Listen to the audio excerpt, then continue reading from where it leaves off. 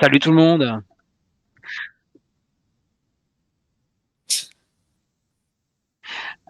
Et on a eu un tout petit souci technique les amis. Salut Flo. Et donc du coup, on utilise une autre manière d'avoir le son. Alors dites-nous si, vous nous entendez pas bien, n'hésitez pas. Super, parfait. Salut Romain. Alors nous Cédric par contre, on se voit hyper saccadé dans ta projection d'écran, mais bon, c'est pas grave. Voilà. Excellent. Content de vous retrouver toutes et tous. C'est super. Ce soir, on est entre nous. Hein. Ça a l'air d'être un live assez tranquille. On est une grosse dizaine. Mais j'espère que plus de gens vont arriver. Mais c'est peut-être parce que j'ai pas refait de messages en fin de soirée là sur nos Twitter et tout. Tiens, je vais faire ça. Je vais Oh, rappeler aux gens que nous avons commencé. alors un instant, est-ce Euh, que vous m'entendez maintenant? Est-ce que vous entendez ma voix?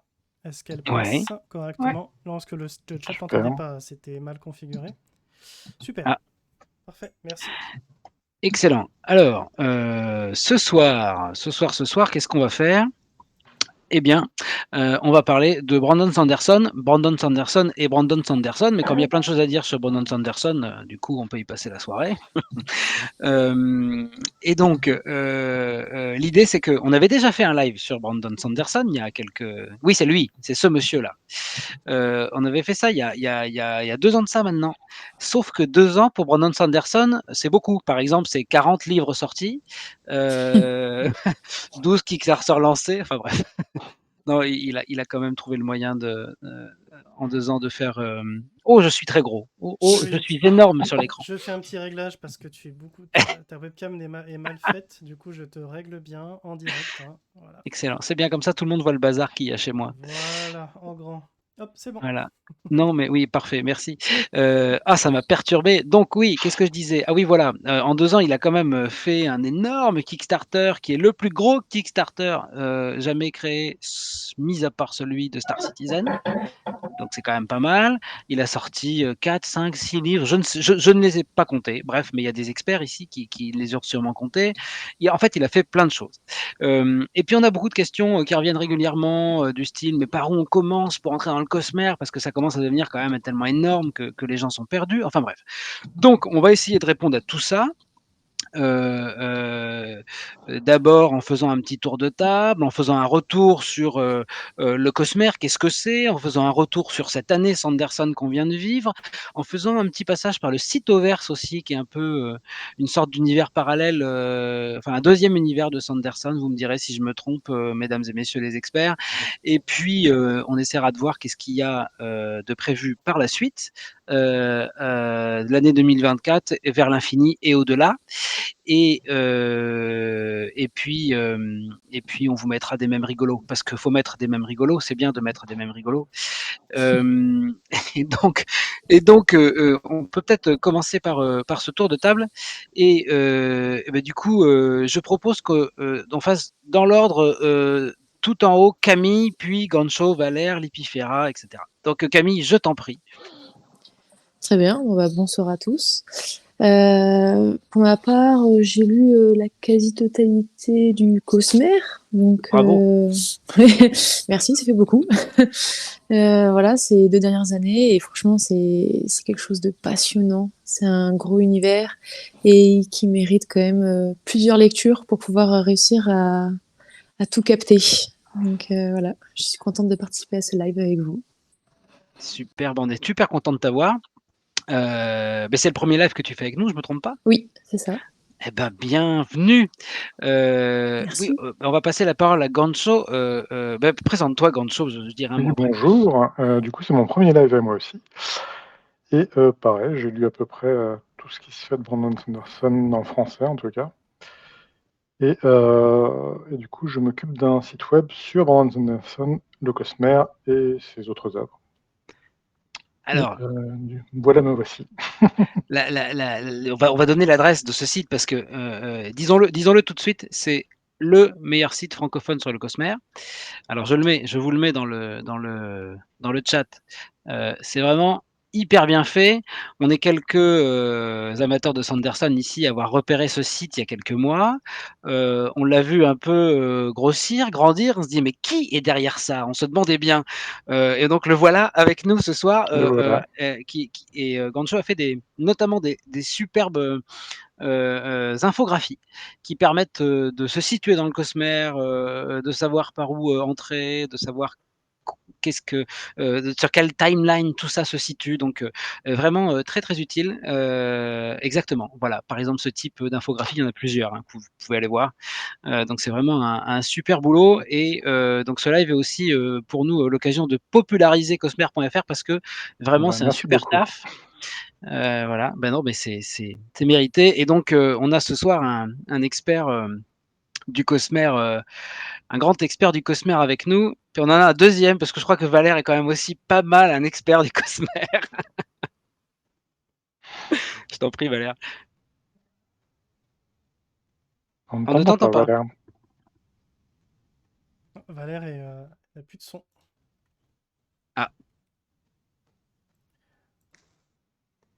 alors ça va pas être Oh, pratique, pour se présenter. Heu, euh, bah, on va passer peut-être du coup à... ouais, Lipifera, tu peux te présenter puis on revient à Valère dès qu'il a du son. Ça marche. Alors, je suis Anaïs. Du coup, moi, je suis sur la pierre de tir depuis un petit moment, même si je participe pas souvent. D'ailleurs, c'est la première fois que je participe à un live. Du coup, sur le Cosmere, j'ai pas tout lu, presque. Il me manque la deuxième ère du Fils des Brumes et l'Ensoleillé. Et les nouvelles liées à Rochard. Mais comme c'est assez complexe, je pense qu'on va en parler. Je pense relire Rochard quand j'aurai tout relu, quand j'aurai bientôt fini. Donc voilà. Je suis contente d'être là aussi avec vous ce soir. Bah, c'est Bah, top, bienvenue. bienvenue avec Merci. nous. Je vois que Valère a quitté, j'espère que c'est pour mieux revenir. Je te rassure, tu n'es pas la seule à avoir tout lu du Cosmere, je suis probablement celui qui a le moins lu du Cosmere. Mais j'ai bien appris à parler de choses que je ne connais pas, donc c'est pour ça que je suis là ce soir. Non, c'est pas vrai, j'ai quand même un peu lu le Cosmere, mais je suis surtout là, je pense, pour, vous donner la parole ce soir et parler peut-être un peu moins que d'habitude, j'espère.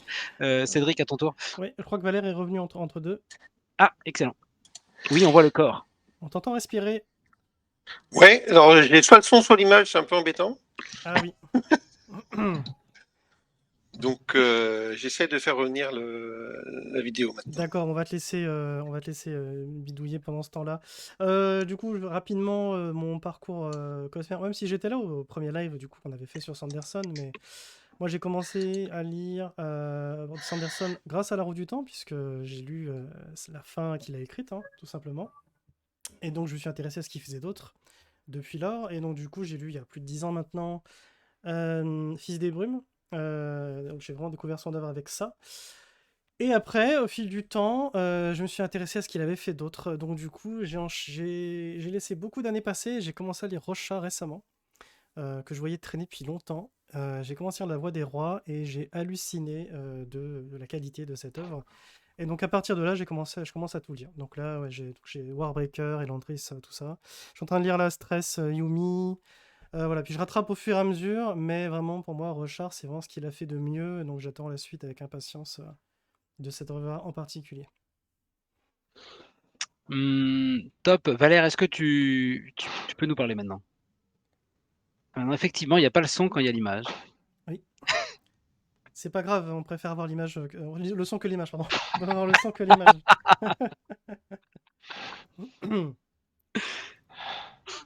Ah, petit souci technique, Valère. Ouais, non, Valère, on t'entend plus du tout, malheureusement. Le temps que Valère nous revienne, je vais faire une précision sur, les spoilers. Heu, on va essayer de faire l'essentiel, de notre live, sans spoiler. Ça peut être parfois, un peu, difficile, ça dépend de quoi on va parler, mais donc si d'aventure il y a un spoiler qui s'en vient, on mettra un énorme spoiler, en gros, en rouge et on vous laissera quelques secondes si vous voulez pas savoir pour vous déconnecter. Mais tant qu'il y a pas ce signe-là, il y a aucun risque de spoiler et on va essayer, au moins pendant toute la première partie, du live, de ne pas en faire. Et de présenter, l'esprit du Cosmere, sans faire de spoiler sur, la trame des principales grandes histoires. Voilà. Euh, Est-ce que vous m'entendez maintenant? Oui, on t'entend, Valère, on bien. t'entend. Bon, on va rester comme ça. Tu peux te présenter. Allez, donc moi c'est Valère. En fait, moi pour ma part, je suis tombé dans Brandon Sanderson via la fin de La Roue du Temps, en fait. Hein. Donc en 2011, ayant déjà lu un ou deux bouquins de La fin de La Roue du Temps par Sanderson, j'achète Mistborn en anglais et La Voix des Rois, carrément. On commence fort. Et puis donc j'ai un peu du mal à lâcher depuis. Je suis attrapé, accroché, hameçonné, et voilà. À fond. Super, parfait. Moi, je témoigne que en lisant Valère régulièrement sur le Discord de la Pierre de Tir, qu'il a une connaissance du Cosmère assez encyclopédique. Voilà, c'est assez impressionnant. D'ailleurs, c'est un peu grâce à lui, moi, que j'ai un peu compris ce que c'était que le Cosmère. Je ne sais pas qui veut se coller à expliquer en quelques phrases ce qu'est le Cosmère, qu'est-ce qu'il y a dedans, qui se sent de faire ça. Ah ouais, je pense que c'est Gancho le plus adapté pour faire ça. J'allais passer la main à Valère, mais on peut le faire à deux aussi. Hein. Du coup, qu'est-ce que c'est le Cosmère? Du coup, c'est un univers fictif inventé par Brandon Sanderson, dans lequel il place pas tous ses romans, mais une bonne partie. Et du coup, dans ce Cosmère, il y a plein de planètes avec plein de peuples qui ont des us et coutumes différents, des systèmes de magie différents, puisque c'est un des aspects que développe beaucoup Sanderson. Et du coup, les différentes séries, que ce soit Fils des Brumes, Les Archives de Rochard, donnent des points de vue de ce Cosmère. Et, d'abord de manière un petit peu séparée, et plus le temps passe, plus on voit qu'il y a des liens entre les différentes planètes, entre les différentes histoires. Et voilà. Valère, c'est un excellent résumé. En fait, le Cosmère, ça se passe dans une galaxie naine, en fait, où il y a différentes planètes. Et au début, il y avait sur chaque planète, il y a une série sur chaque planète. Et puis, au fur et à mesure, on se rend compte que, tiens, il y a un personnage, mais qu'on voit sur une planète dans un des bouquins, il ressemble à un autre, il est décrit tel un autre personnage dans un autre livre. Et ce sont les fans comme ça qui se sont rendus compte, à l'usage, à la lecture, que tout ça, en fait, c'était un même univers. C'est-à-dire que les premiers bouquins qui sont sortis, c'était Elantris, c'était Mistborn, peut-être un petit peu après Warbreaker. Et là, on se rend compte que, en fait, tout ça, il y a des points communs. Il y a des points communs sur les systèmes de magie, il y a des points communs sur les personnages, et donc on a des personnages qui se baladent d'une planète à planète, et on découvre peu à peu quelles sont leurs intentions. Ouais, Sanderson n'a pas déclaré de but en blanc que c'était dans un même univers. En fait, c'est au fur et à mesure les gens qui ont découvert des liens entre les... Et ça fait partie de ce qui est vraiment intéressant avec cet auteur, c'est qu'il laisse les gens, il considère que ses lecteurs sont intelligents et il ne va pas tout expliquer dans ses livres, il va laisser les gens coller les bouts ensemble, sachant que il n'est pas comme certains auteurs ou réalisateurs font, il met des trucs au hasard pour voir ce qui marche et ce qui marche pas. Il a un plan bien précis de son côté et il avance du coup livre par livre, œuvre par œuvre, univers par univers vers quelque chose. Et il laisse les gens combler les trous, et souvent, ces trous sont déjà prévus par l'auteur, en fait. Et il y a une logique qui se décrit, et c'est assez incroyable. Et il y a une question de Marco qui dit: est-ce que vous préférez l'univers du Cosmère ou l'univers de la Roue du Temps? C'est difficile. Question qui C'est fâche piège. tout de suite. On ne répondra pas. Si, moi je veux bien y répondre. Non, Vas-y. mais bon, d'accord, ok, j'aurais pas dû dire ça Vas-y, parce que vas-y. tu allais y répondre d'ailleurs. Non, vas-y, t'es coincé. En fait, je trouve que ce qui fait la marque de Sanderson, c'est un world building assez extraordinaire. C'est pour moi la principale qualité de son œuvre. C'est hyper bien construit, hyper bien pensé, hyper cohérent. Mais du coup, je trouve que du point de vue de l'écriture, c'est presque un peu mécanique en fait. surtout peut-être dans ses premiers livres. Par exemple, sur Rochard, je trouve qu'on voit une évolution. Les premiers tomes sont un peu mécaniques comme ça c'est presque trop carré, presque scolaire, et je trouve que arrivé à Rythme de guerre, quand même, on est dans quelque chose qui est peut-être plus facile à lire, plus rond d'un point de vue littéraire. Je sais pas si je suis clair, mais c'est ce que je ressens. Et donc, bon, moi, j'ai commencé à lire La Roue du Temps à la fin des années 90 et je suis en train de découvrir le Cosmere. Donc, je pense que j'ai un amour pour La Roue du Temps qui est pas, hyper rationnel. Alors c'est une question qui est difficile, pour moi. Est-ce que tu préfères La Roue du Temps, le Cosmere? Enfin non, elle est pas difficile en fait. Je dirais La Roue du Temps, mais est-ce que c'est vraiment, heu rationnel? Peut-être pas vraiment. Je trouve que le Cosmere, c'est vraiment, hyper sympa de rentrer dedans. C'est passionnant. Je dirais quand même, et ça c'est un autre ressenti personnel, que Sanderson a tendance à faire des premiers tomes dans lesquels il est parfois difficile de rentrer, et ça prend de l'ampleur après, à Mm. partir des tomes 2. J'ai ressenti ça à la fois pour Mhm. Mistborn et à la fois pour Rochard. J'ai pas lu Elantris, falloir que je le fasse d'ailleurs. J'ai lu Warbreaker que j'ai beaucoup aimé, mais comme c'est un roman isolé, du coup il est peut-être rentré tout de suite un peu plus dans le dans le vif du sujet. Ce que je trouve aussi extraordinaire chez Sanderson, et vous me pardonnerez de tout mélanger, sa grande force, mais ça va avec le world building, c'est la qualité de ses systèmes de magie. C'est vraiment. D'ailleurs, c'est peut-être pour ça que Harriet McDougall, la femme et l'éditrice de Robert Jordan, a choisi Sanderson pour être le continuateur de Robert Jordan sur La Roue du Temps. C'est probablement parce que le système de magie de La Roue du Temps était tellement carré, tellement complexe, tellement précis, qu'en fait, ce qui ressemblait le plus à ça, c'était probablement les systèmes de magie de Brandon Sanderson dans le Cosmere. Dont il s'est inspiré. Il s'est inspiré de Jordan pour ça à la base. Parce qu'il a grandi en lisant du Jordan, justement. Ah, je crois qu'il l'avait déjà dit. Enfin, Oui, il l'avait déjà dit. Hein, non, bien sûr. ça, Ouais. Et alors, j'en profite, je t'ai interrompu, comme ça je peux prendre la main. Oui. Pour aussi parler de cette question de ce qui est préféré ou pas, c'est difficile à répondre parce que pour moi, il y a 3 auteurs qui ont des univers aussi poussés sur la durée avec beaucoup de tomes et tout. Alors, j'ai pas encore lu Malazan, attention, donc il faudrait que je lise ça. J'ai commencé, c'était difficile à lire, mais je réserve mon jugement pour celui-là plus tard. C'est Jordan, parce que bon, 14 tomes de quasiment 1000 pages chacun sur un univers, un début, une fin ultra poussé, et puis bon, voilà, hein, on est là, on est la pierre de tir, on est fan, évidemment. Sanderson, qui fait des œuvres beaucoup plus courtes que Jordan, puisque Jordan il a une œuvre géante, mais avec un world building ultra poussé, interœuvre, dont on rêvait quand on était gosse, c'était d'avoir un auteur qui soit capable de faire ça. Et rien à voir avec de la fantasy, mais One Piece, hein, dont je parle souvent dans le Discord, avec Eiichiro Oda qui écrit ce manga. Ça fait plus de 25 ans qu'il l'écrit.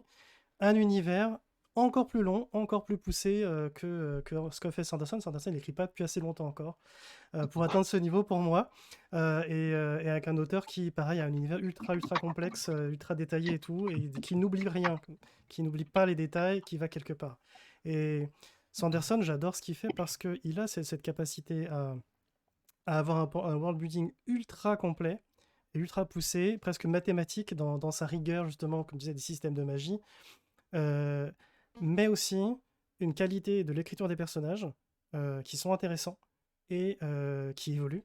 Ce qui n'est pas toujours le cas. Souvent, les personnages dans les romans de fantasy, c'est un trait de caractère, c'est un personnage, point barre.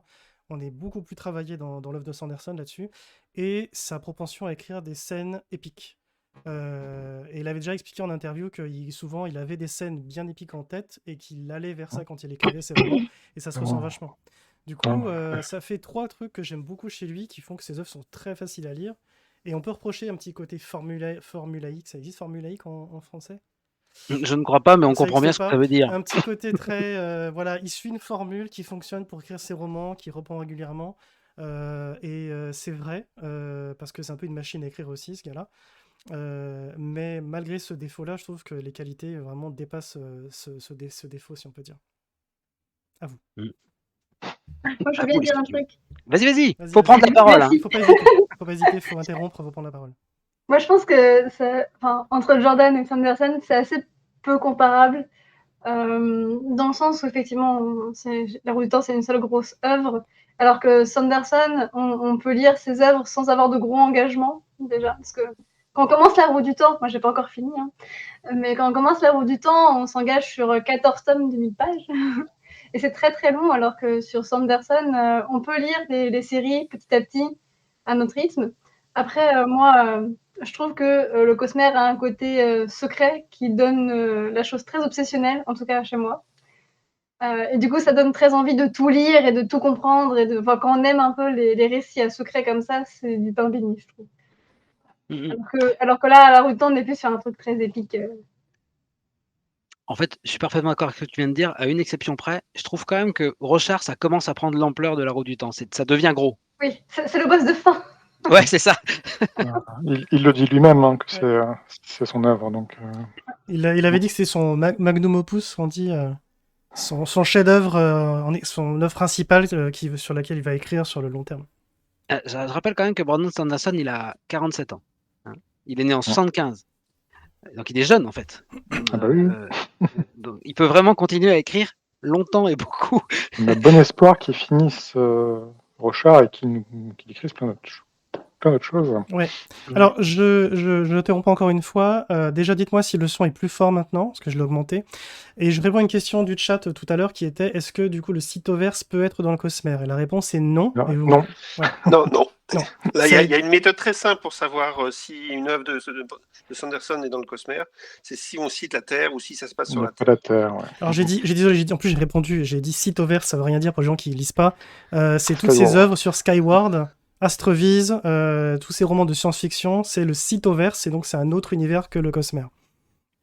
Voilà, donc les romans comme The Rhythmatist ou les nouvelles Légion et tout, ça se passe sur la Terre, et donc c'est hors Cosmer. Alors on peut peut-être du coup, puisqu'on y est, parler un tout petit peu du Cytoverse. Hein, c'est vraiment plus de la SF que de la fantasy, c'est ça? Complètement. Oui, c'est plutôt orienté young adulte du coup. Space opéra. Alors ça, c'est une petite nouvelle qui est sortie il n'y a pas longtemps du tout. Paradis à défendre.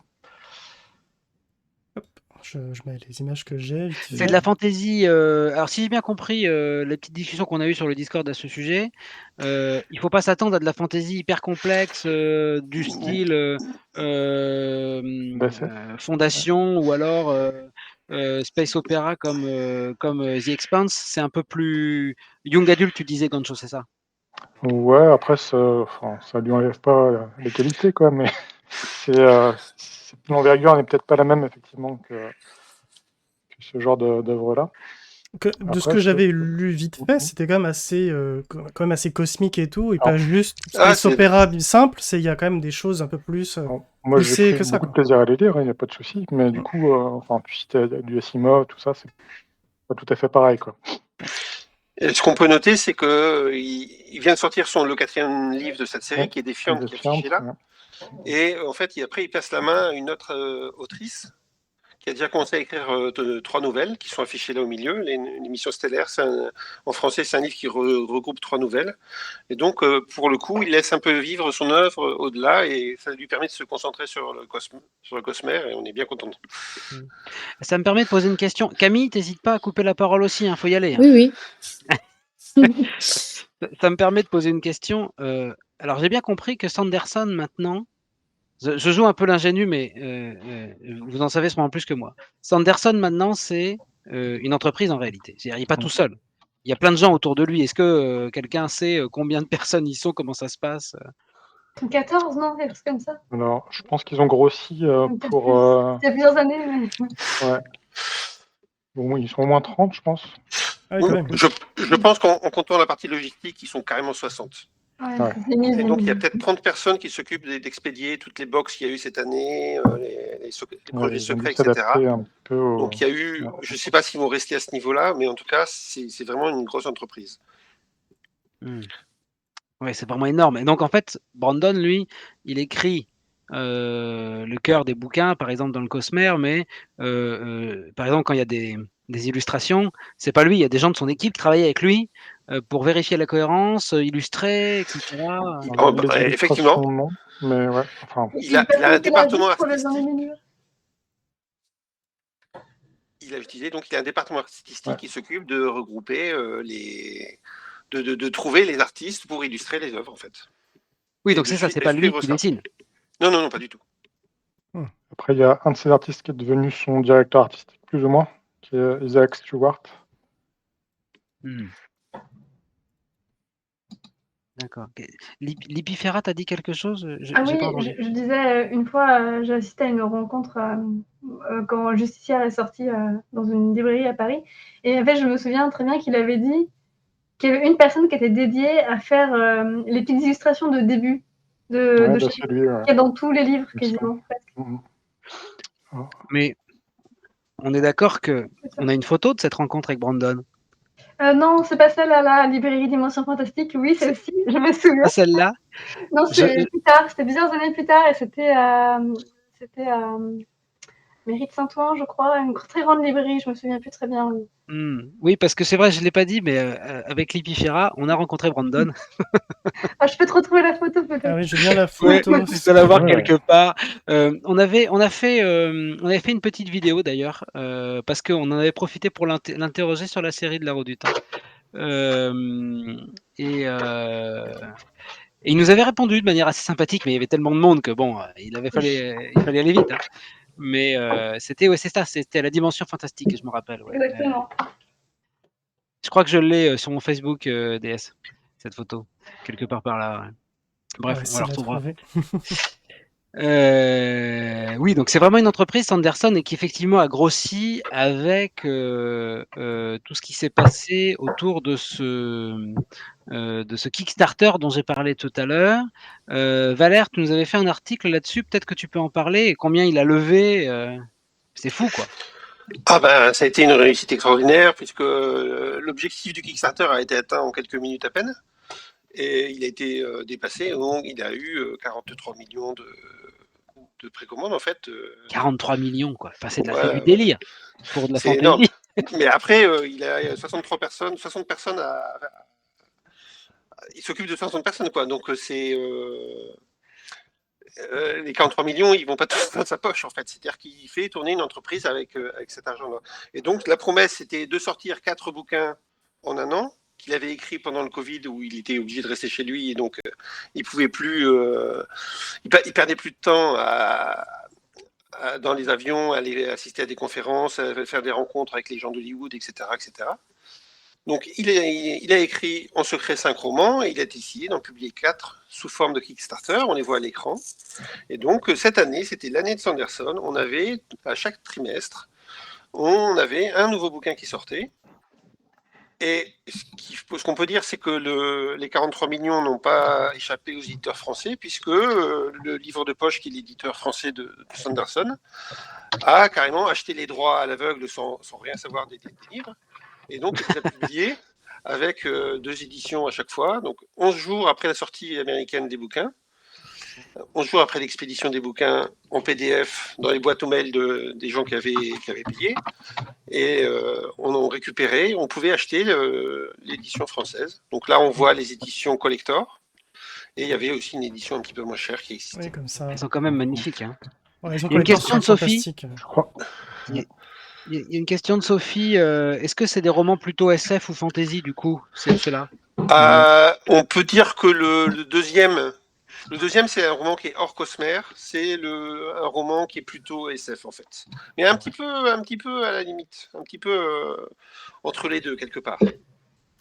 Et les autres sont fantasy, ouais. Alors, l'ensoleillé, un petit peu à cheval sur de la SF, quand même, malgré tout. Mais... Un petit peu, c'est l'ensoleillé. Dans le timeline du Cosmer, c'est un bouquin qui se passe dans le futur, ouais. Qui se passe dans le futur, qui se passe à la fin de l'histoire, et on parle de technologies comme des ordinateurs, etc. Ah oui, donc le Cosmer s'étend jusque-là, ouais, d'accord, ok. Voilà. On accompagne l'évolution technologique de toutes ces... de tous les habitants du Cosmer, en fait. C'est ça. Oui. Et en particulier, il y a l'univers de Mistborn, qui est censé se passer en 4 étapes. Donc, il y a eu 2 étapes qui sont finies. C'est une étape un petit peu révolution industrielle. Attendez, un peu avant la révolution industrielle, un peu comme la roue du temps, en fait. Ouais. Il y a une étape qui se passe disons 1880, c'est les cow-boys, c'est l'arrivée de la vapeur. Et il prévoit une étape qui serait les années 80, New York années 80. Ça, c'est... Ouais, je vais sortir les images parce qu'il faut voir la différence quand on lit, Fils des Brumes. On n'est pas du tout dans le même truc. Donc là, je vais vous sortir 2 images. Donc là, c'est Et la juste... dernière ère, ça serait science-fiction carrément. Ouais. Et ça, c'est Donc, il assez y aura de la ouf. science-fiction dans le Cosmère. Voilà. C'est-à-dire Ah que oui, du on le coup... voit, Ouais. la science-fiction, c'est vachement abordé dans une des nouvelles, c'était Six of the Dust. Oui. Dedans, il parle de gens dans les étoiles. Donc la première trilogie de Fils des Brumes, c'est vraiment... c'est fantasy. Fantasy, comme tu disais, c'est au Complètement. même niveau que la Roue du Temps, etc. On finit cette première trilogie, qui honnêtement peut s'arrêter là sans aucun problème. Et il écrit une seconde trilogie, et rien que la couverture, ça va vous donner une idée. On n'est plus du tout dans la même époque, effectivement. Et on se dit, mais attendez, est-ce qu'on est dans le même monde que celui qu'on vient de finir? Il y a des flingues, oui. tout ça. Ouais. Oui, il fait un saut de, je sais plus, 100 ans, 150 ans, admettons. 300 ans. 300 ans. 341 ou 42, Voilà. non, c'est ça, vous avez dit? 340 ça. ans, merci. J'ai vu vos Voilà. discussions. Un saut de 341 ans dans le futur, et il écrit la suite de son œuvre, donc avec d'autres personnes, d'autres générations, et on est dans un style vraiment, comme je disais, victorien, aucun rapport avec des flingues, des enquêteurs, du Sherlock Holmes un petit peu, c'est insensé. Moi, j'ai eu Ça, beaucoup c'est de mal à vrai. lire cette seconde trilogie parce que c'était tellement différent de la première que j'ai pas compris. Il m'a perdu l'auteur, pour être tout à fait honnête. Mais après, c'est assez rare quand même dans des auteurs de Ah, fantasy dont c'est on cou- suit c'est couillu, l'évolution. c'est couillu. Enfin, j'ai pas beaucoup d'autres exemples en fantasy comme ça. Ouais. Non, souvent ça arrive où, par exemple, même, admettons, on prend Fondation, on prend Asimov qui écrit une trilogie en 5 tomes, où entre chaque tome ou même entre chaque chapitre, il peut se passer 100 ans. Donc on avance dans le futur de plus en plus vite, mais on reste dans un environnement futuriste. Donc on n'est pas étonné. Ce genre de choses, où carrément entre deux trilogies, c'est plus du tout le même style d'univers et du coup d'œuvre, de personnages, d'intrigue, c'est assez particulier, ouais.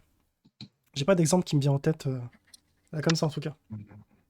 Dans une moindre mesure, Terry Pratchett, où on voit en gros du début à la fin de son œuvre l'évolution vers la révolution industrielle, quoi, plus ou moins.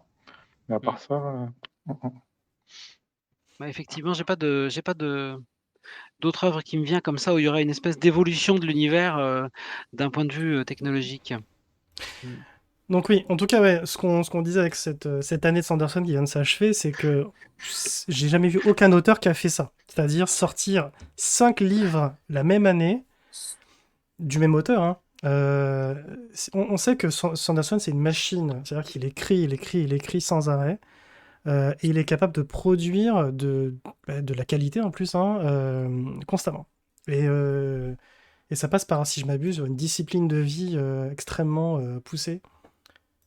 Alors il y a quand même un truc qu'il avait dit. Quand tu regardes les vidéos de l'époque, les vidéos où il explique qu'il va lancer une année Sanderson, et où il délivre, en fait, celle où il dévoile qu'il a écrit 4 livres, il a dit qu'il avait écrit ces 4 livres parce que il était angoissé comme tout le monde pendant le Covid, et que sa manière de se désangoisser à lui, c'est d'écrire. Et donc du coup, il avait écrit énormément. Effectivement, tu l'as dit tout à l'heure, Valère, il avait retrouvé du temps puisqu'il faisait moins de promotion. Et il a dit qu'il voulait garder d'ailleurs ce temps-là, hein, qu'il voulait pas faire autant de promotion qu'il en avait fait avant, pour pouvoir garder du temps d'écriture dans sa vie.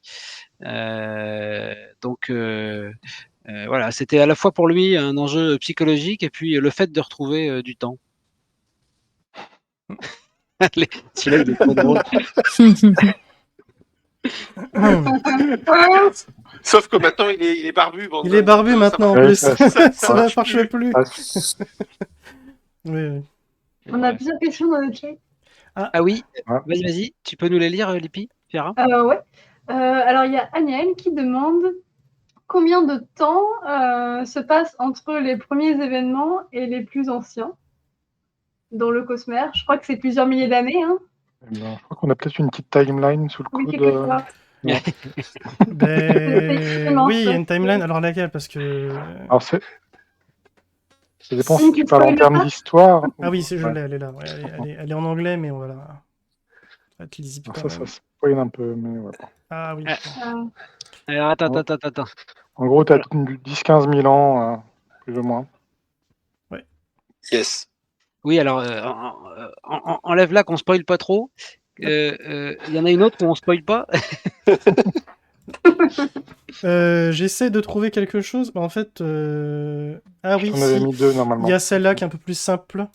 Ah oui, juste pour Stormlight. Voilà. Ouais, voilà. ça regroupe pas beaucoup de. C'est pas la Stormlight, totale, c'est mais- Rochard, hein, pour ceux qui parce qu'il y en a qui les ont en anglais, donc en français. Donc Stormlight Archive, c'est Rochard. Mistborn, c'est Fils des Brumes.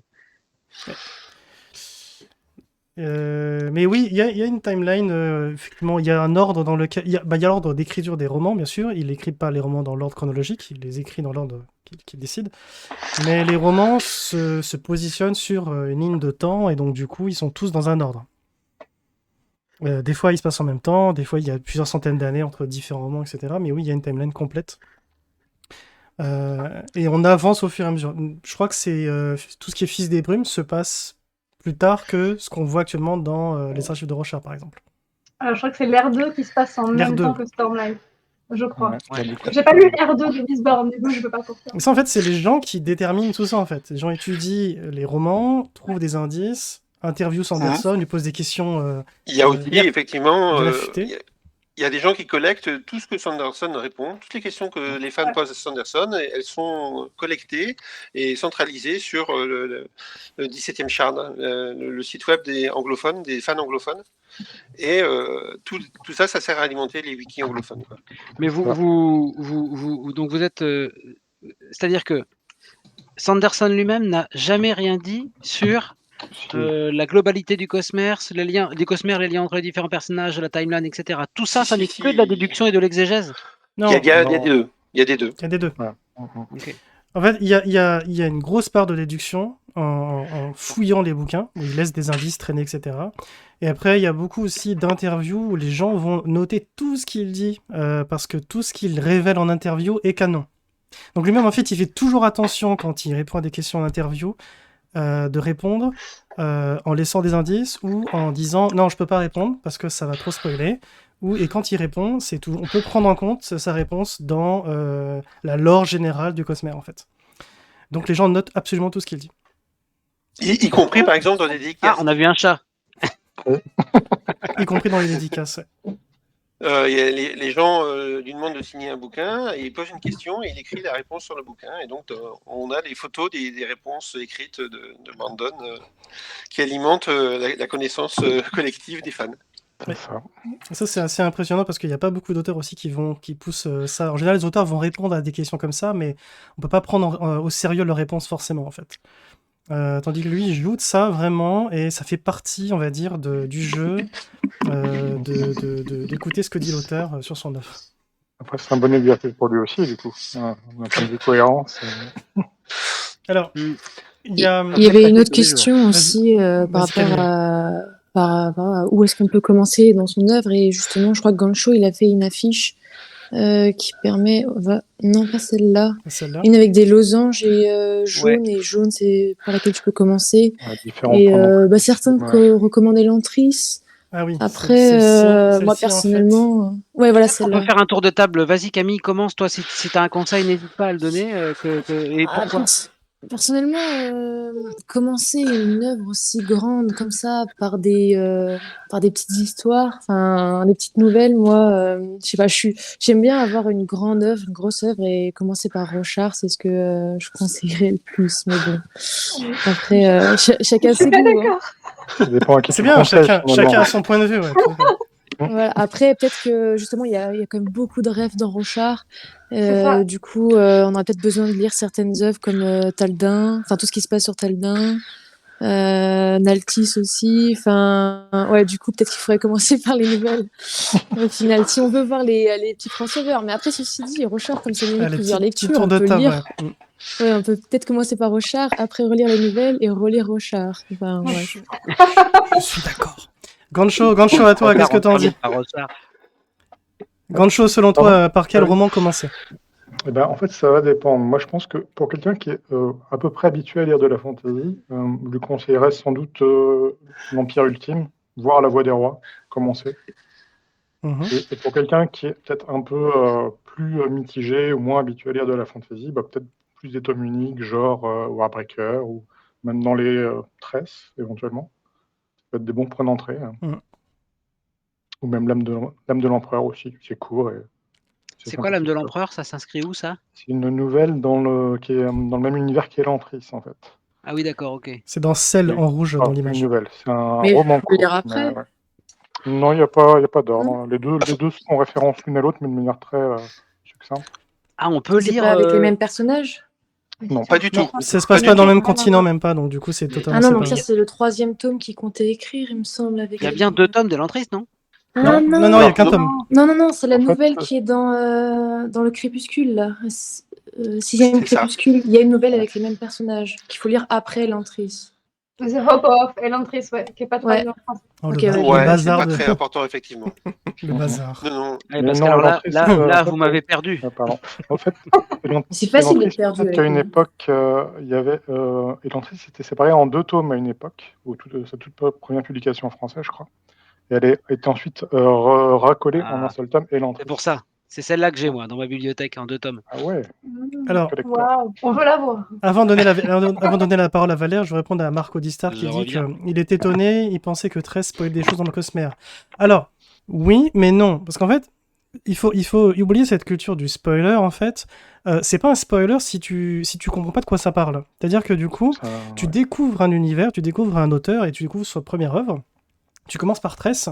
Quelqu'un qui a déjà tout lu et qui lit Tress va trouver plein de références, plein de spoils et même presque des révélations sur des éléments dans le Cosmere en général. Mais pour quelqu'un qui ne connaît pas l'œuvre, lit Tress ne passe totalement à côté. Ça n'impacte pas du tout ta lecture. Et plus tard, si tu relis Tress, tu découvriras ah oui, il y avait ça, c'est super. Mais c'est pas du tout important pour lire et pour découvrir. On peut pas commencer à lire un auteur comme celui-ci en se disant je veux tout comprendre à la première lecture. Parce que ça, c'est gâché en fait. Tu vas gâcher ta lecture si tu essaies de tout trouver et que tu veux rien rater. C'est comme lire un bouquin en anglais avec un dictionnaire à côté en lisant pour traduire chaque mot un par un. Tu vas éprouver aucun plaisir à lire, c'est pas intéressant. Donc il faut commencer par une des œuvres, qui il y en a plus abordables que d'autres, mais ça pose aucun souci qu'il y ait des spoilers dans l'œuvre parce que tu n'auras pas le contexte qui permettra de comprendre les spoilers en question. Voilà, donc je remets ce mème que j'aime beaucoup parce qu'il me fait rigoler. Ce mème sur les archives de Rochard, à droite, c'est que des spoilers, mais si vous n'avez pas lu les archives de Rochard, vous n'allez rien comprendre. Et c'est pas grave. Du coup, ça pose aucun souci. C'est des gros spoilers, mais c'est pas des spoilers non plus. Moi, je suis rentré dans le Cosmere par Mistborn, mais bon, j'étais déjà un gros lecteur de fantasy, et du coup, c'est passé crème, quoi, sans aucun problème. Pour répondre à la question de Saskia, est-ce qu'on se fait déjà une bonne idée du style d'écriture de Sanderson dans le dernier tome de Wood? Eh ben, je dirais que non. Je pense que dans La Roue du Temps, Sanderson a fait une œuvre de continuateur vraiment brillante, c'est-à-dire qu'il a repris le style de Jordan, en plus de reprendre tous les arcs scénaristiques. Du coup, on a vraiment l'impression qu'il y a une très fine rupture, ou même pas de rupture, entre le tome 11 et le tome 12 de La Roue du Temps. C'est vraiment brillant et j'ai ressenti une écriture différente en rentrant dans le Cosmere. Oui, il a fait un vrai travail d'adaptation en fait. Il n'a pas écrit dans son style à lui pour la Roue du Temps. Et c'est super, hein, il a fait un très bon travail justement. C'est vrai que c'est très réussi la fin de La Roue du Temps grâce à lui. Une autre question de la part de Aniel. Est-ce qu'on gagne beaucoup à lire en VO par rapport aux traductions? Une question qui me tient à cœur. Eh bien, on va dire non, parce que les traducteurs, Mélanie Fazi d'abord, et je récupère le nom du deuxième. Guyot, Sébastien Guyot, font du très très bon boulot. Déjà, les deux sont... On peut lire un traducteur et l'autre, il n'y a pas de problème, ils utilisent le même vocabulaire, c'est déjà... Ils travaillent en bonne entente, en fait. Et la qualité de l'œuvre, la traduction est très très bonne, avec énormément de termes créés par Sanderson qui sont traduits de manière remarquable. Il y a d'ailleurs même une étude d'Université du Canada qui s'appuie sur la traduction de Sanderson par Mélanie Fazi comme qui la cite en exemple, quoi, en fait. Et qui Ça doit être une tout un université du travail Québec. scientifique, l'Université de Laval au Québec, Ah oui. qui, en fait, un travail de recherche sur la traduction et qui s'appuie là-dessus. C'est très très bien traduit, c'est fidèle, et voilà, on ne peut qu'applaudir le travail des deux traducteurs. Merci Mélanie, merci Sébastien. Merci. C'est que ça leur donne du boulot, hein. Ah, il faut suivre, hein. Et d'ailleurs, avec Lenny Sanderson, ils s'y sont mis à deux, puisque Mélanie était traductrice exclusive jusque-là, mais là, elle ne peut pas suivre, hein. Et encore, il y a un tome de Fils des Brumes, deuxième R, qui est sorti en novembre 2022, et qui n'est toujours pas traduit en français, mais je pense que c'est parce que la maison d'édition craint la saturation, quoi, en fait. Avec les 4 tomes de Secret Project qui sont sortis, c'est compliqué de sortir un tome de Mistborn au milieu, quoi. En fait, je suis pas bien certain que ce soit ce soit juste de craindre la saturation, parce que en fait, Sanderson a ramassé tellement d'argent avec ce Kickstarter, ça démontre qu'en fait les gens ils en veulent toujours plus, quoi. Il y a toujours des gens pour le lire, en fait, même s'il va vite. Oui, ça marche très très bien. Oui. C'est assez impressionnant parce que ça reste comme de la fantasy. C'est populaire, mais c'est pas non plus ce qui. Voilà. C'est étonnant qu'un auteur de fantasy marche autant et que ce soit le plus gros Kickstarter d'ailleurs. Alors, je ne sais pas si on a fini le tour sur par où rentrer dans le Cosmere. Moi, j'ai une question quand même à vous poser, à vous tous. Je trouve que le Cosmere, de ce que j'en ai lu pour l'instant, c'est hyper cinématographique. Tu le dis souvent, DS, que c'est épique, ça pourrait donner de très belles adaptations.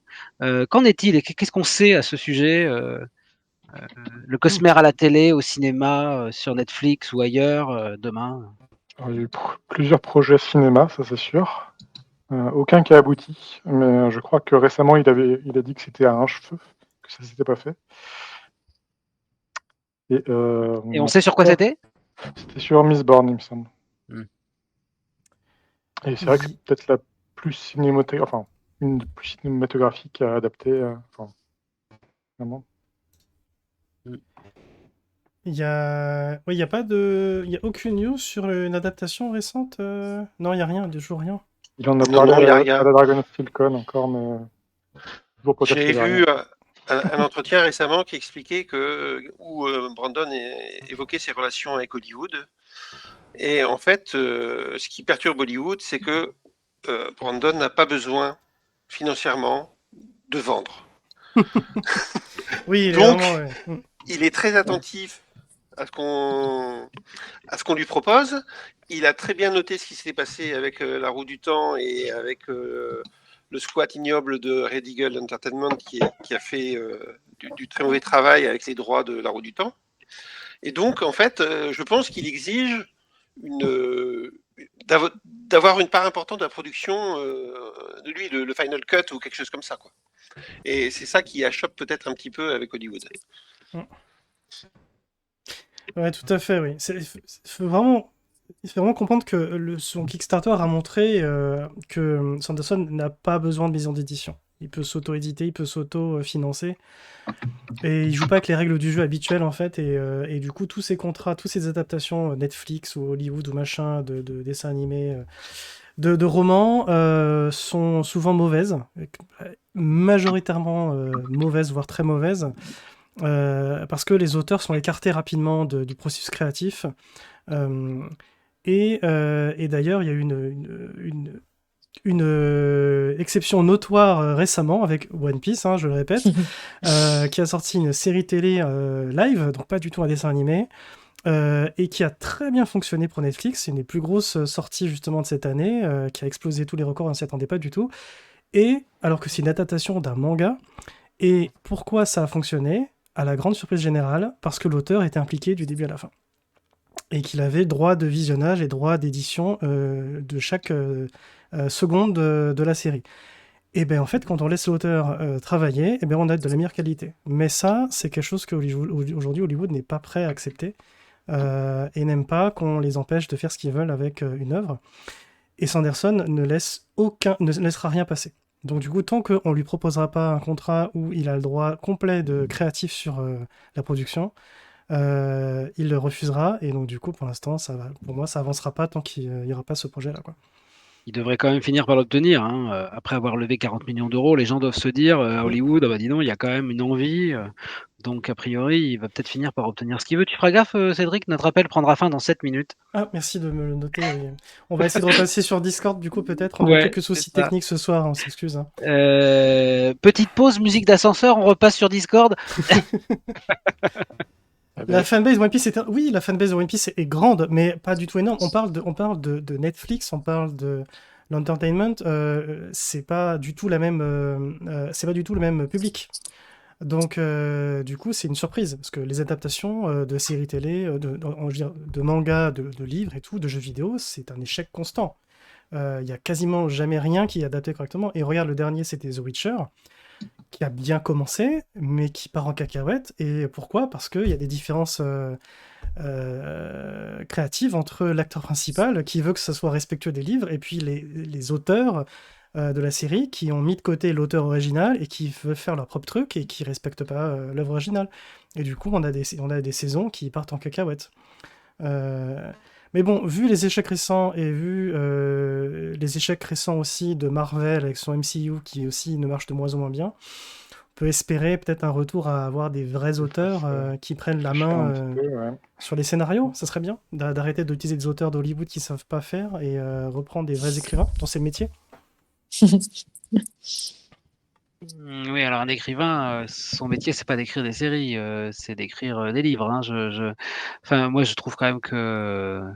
Non, c'est sûr, mais il y a une mentalité aujourd'hui, on sort un peu du sujet, hein, mais il y a une mentalité aujourd'hui côté série télé, Hollywood, etc., de ne pas respecter l'œuvre originale et de faire son propre chose, mais et tout en vraiment presque en rabaissant l'œuvre originale. En disant, oui, bon, ça a fonctionné, c'est populaire, mais bon, c'est un peu de la merde, moi je vais faire mieux. Et ça marche pas de faire ça. Il y a quelques exceptions, je pense, quand même. Il y a toujours des exceptions. J'ai pas entendu de quoi tu parlais, Gancho.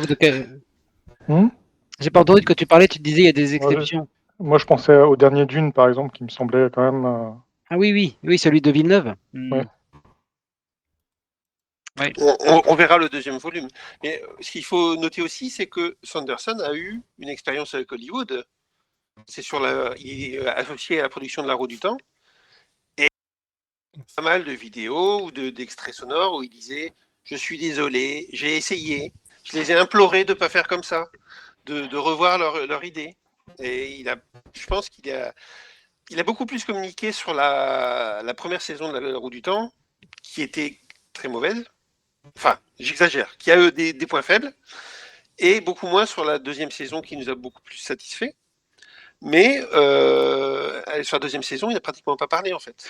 Ouais, je l'ai vu. Je me rappelle de sa réaction quand il voit la Shandara. Et là, effectivement, il est dans la déception. On le voit bien. Ouais.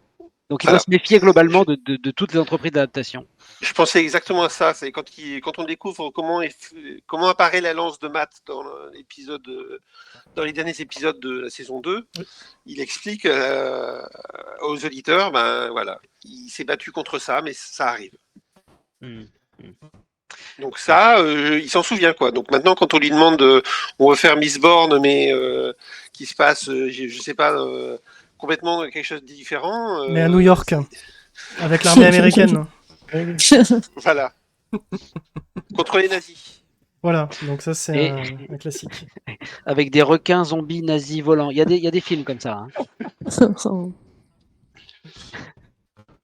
Je voulais revenir sur l'année de Sanderson, parce qu'il n'y avait pas que les romans.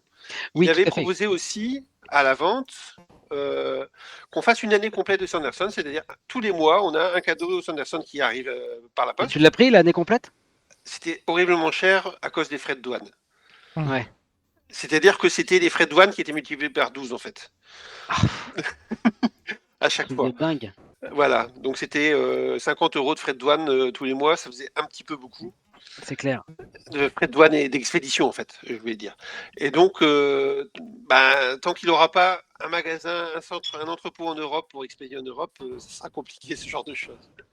Mais donc, j'ai donné à Cédric les images des goodies que tous les mois les fans ont reçus. Il y a des choses assez sympas avec. Peut-être on peut en faire un peu le tour. Je sais pas si tu peux les passer, Cédric. Ouais, tout de suite. Attends, j'essaie de faire ça. Du coup, hop, Il reste combien de temps avant que ça coupe?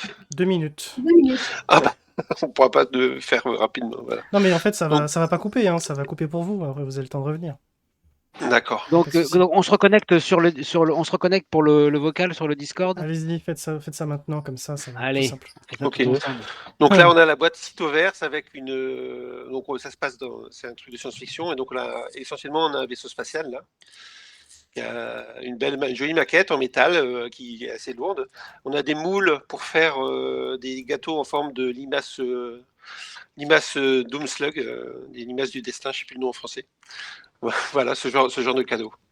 Alors, je switch de vocal. Je vous invite à faire tous de même. Restez ici, hein, ça bouge pas, vous m'entendez toujours de toute façon. C'est que pour les autres que vous avez pu entendre.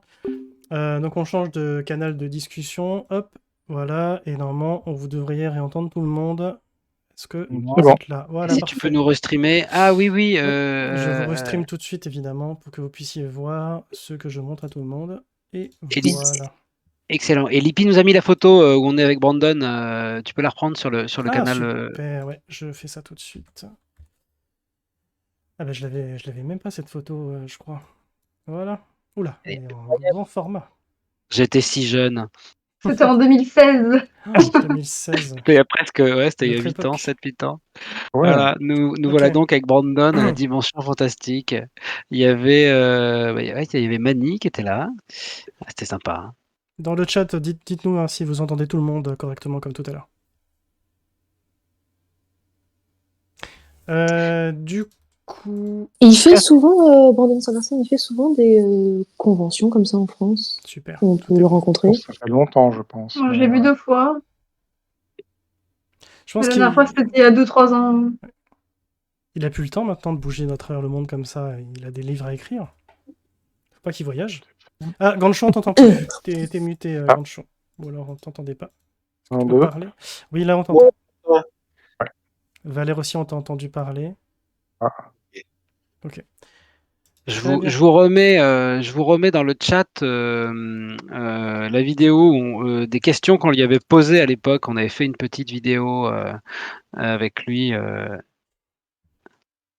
Voilà, il avait répondu à nos questions. C'était plutôt sympa. Mm. Hop. Alors. Est-ce qu'il s'en souvenait quand vous l'avez interviewé il y a quelques mois avec Ariette?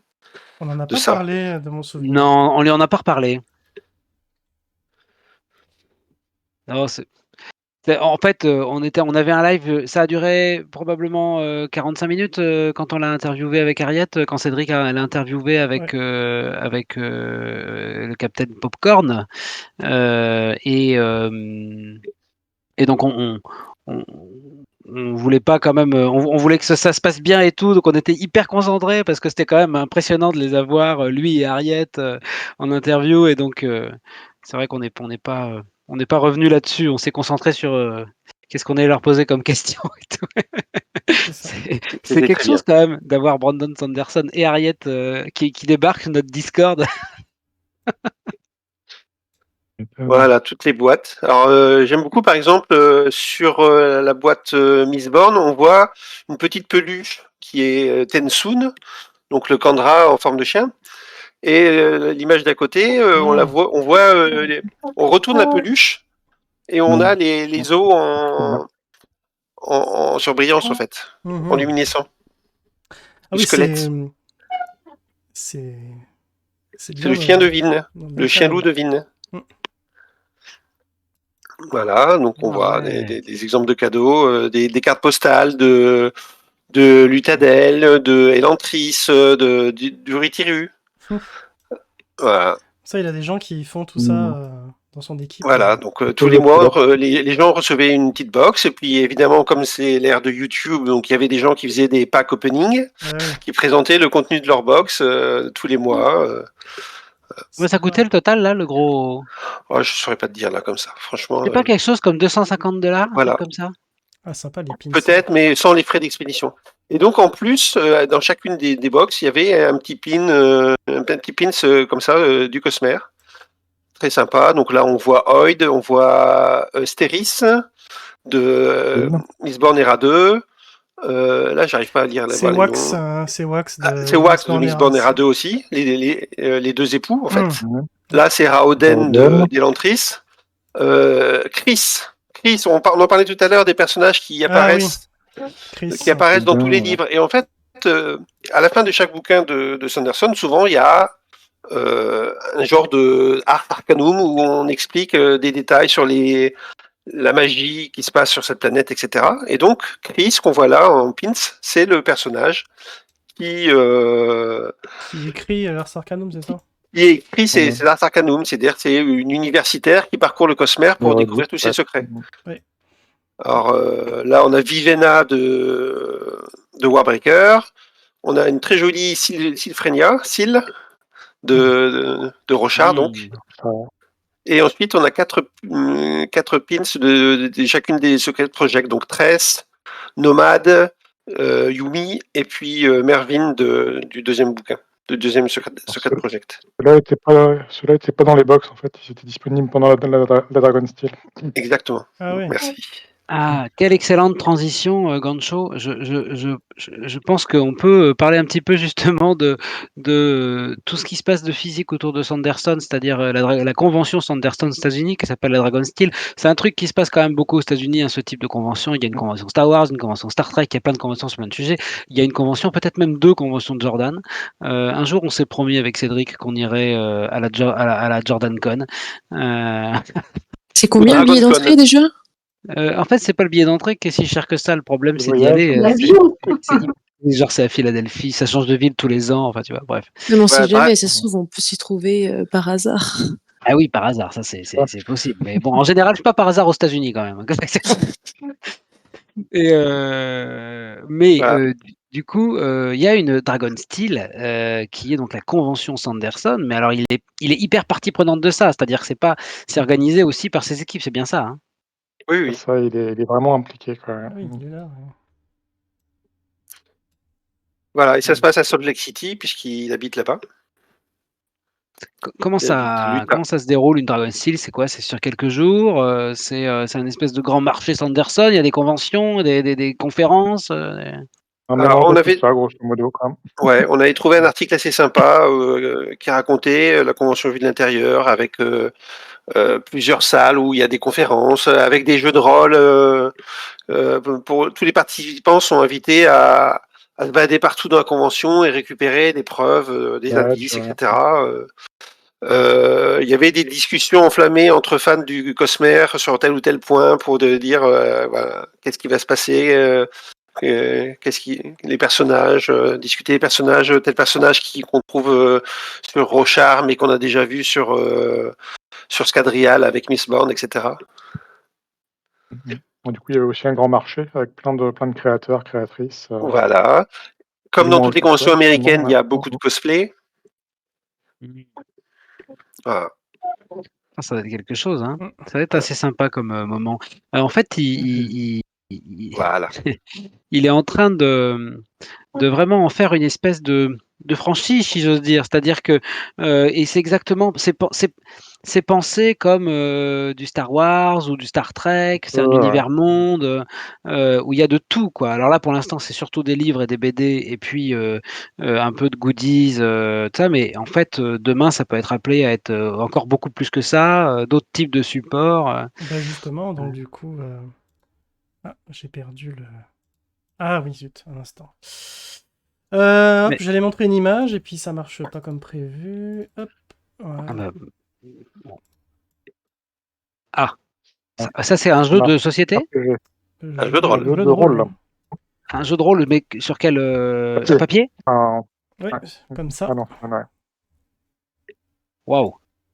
Il va sortir cette année, enfin l'année prochaine plutôt. Jeu de rôle Alors, sur on les est, archives de Rochard, du coup. on est sur un truc un peu comme. Enfin, je veux dire, c'est du D&D ou c'est très différent? Ouais, c'est ça, je crois, à la base, ouais. Alors moi, je n'ai pas beaucoup de connaissances sur le drôle, mais c'est ce que j'ai lu. J'en ai Et pas. il est Oui. pas censé y avoir un autre jeu de société sur Mistborn qui doit sortir ou qui est en VO, mais j'ai cherché, là j'ai pas trouvé. Oui, C'est t'as un raison. Un jeu jeu de de, deck un jeu de building. deck building, oui, effectivement, qui est censé sortir sur Fils des Brumes, tout à fait. Du Un coup, jeu il de n'est deck. Tous ces pas personnages-là. encore sorti, c'est ça? Non, il Je Pas crois mal. qu'il y sortira a une fin image dans le d'année. dossier que Gancho t'a donné, C'est celle-là, Cédric. c'est celle-ci que je vous montre là en ce C'est la moment-là. seule, ouais. On Un jeu de sait deck très peu sur building, ce jeu-là. C'est ça, mais Mistborn. comme Magic, quoi. Euh, Non, bon, quand c'est du deck vraiment building, un jeu de c'est comme. société en... Rappelez-moi comment ça s'appelle, le jeu des On n'arrive pas, Mythiques. on n'arrive pas à vous entendre en même temps, Cédric et Gancho. Ah zut. Ah, Euh, partage la bande passante. du coup, non, du coup, j'ai pas compris ce que vous disiez ni l'un ni l'autre. Vas-y, Gancho. Ouais, non, c'est un jeu, jeu de société. Du coup, c'est 2 à 4 joueurs, c'est ça? C'est pas forcément un contre un, en fait. Et c'est deck building comme, je sais pas, Clank ou ce genre de jeu-là, peut-être plus, Ah, où Oui, on ou Ascension. a ok. Ascension, voilà, ouais. J'ai un visuel, attends, je le Putain, mais récupère. c'est Hop. c'est déjà énorme le Cosmer et ça va être. Alors, du coup, moi, j'ai testé cette version, enfin la version non Stormlight Archive de ce jeu-là, puisque Call to Adventure, c'est une licence, Ah, enfin, d'accord. il est adapté dans plein d'univers différents. Et il y a l'édition normale qui existe en français. Celle-là n'a jamais été traduite en français, dommage. Ah, il y a une édition Le Nom Et du ça, c'est Vent un jeu où aussi, il me semble. tu... Ouais, c'est ça. Et du coup, c'est un jeu où tu construis une aventure avec des cartes, tu as des jets de dés, des jets de runes, des trucs comme ça. Mhm. C'est sympathique. Est-ce qu'il y a une intention chez Sanderson de s'intéresser aux autres aires géographiques? Je veux dire par là que on voit bien, nous, les fans de la Roue du Temps, que l'absence de pénétration réelle de la Roue du Temps en Europe jusqu'à récemment, ça nous joue des tours et que enfin, l'œuvre est pas assez connue, enfin pas autant qu'elle le mériterait, et qu'aux États-Unis c'est absolument fou. Il y a des millions et des millions de fans. On estime que un foyer américain sur 10 a un volume de la Roue du Temps dans sa bibliothèque. Enfin bref, c'est énorme. Il y a un décalage énorme entre les États-Unis et l'Amérique du Nord au sens large et l'Europe. Et ça m'a l'air d'être pareil pour Sanderson. Ouais, en gros, Je pense pas, hein. Je pense que Non. ça infuse un peu plus pour Sanderson.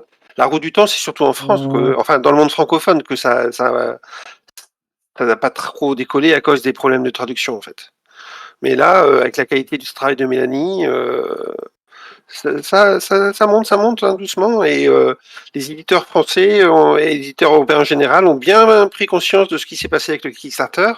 Et donc, ils n'hésitent pas à mettre le focus dessus. Hein. On a vu avec les 4 volumes en édition spéciale qui sont sortis 11 jours après les versions américaines, c'est quand même assez exceptionnel, quoi.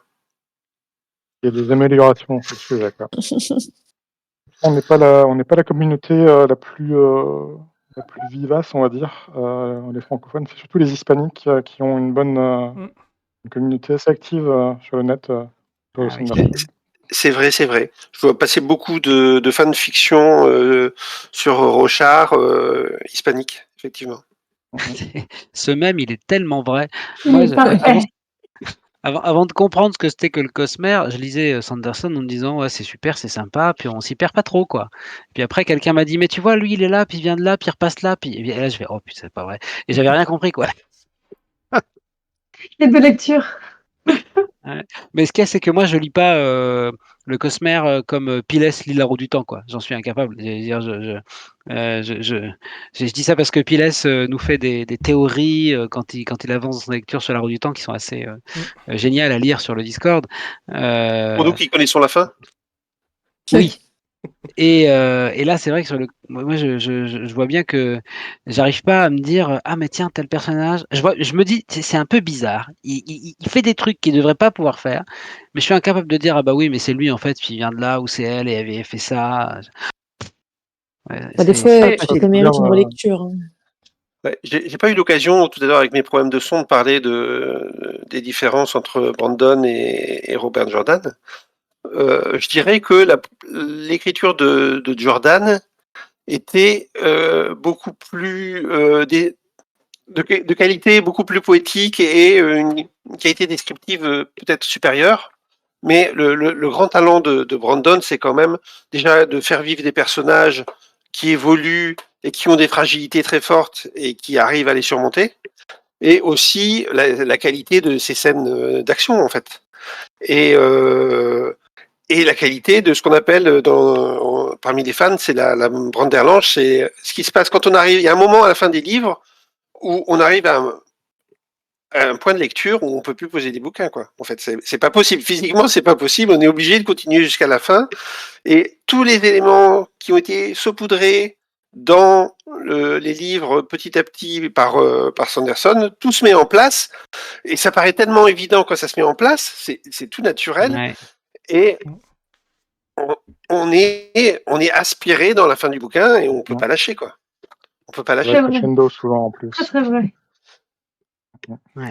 Alors je vous propose que, avant de passer à une partie spoiler sur, que va-t-il se passer dans le tome 5 des Archives de Rochard?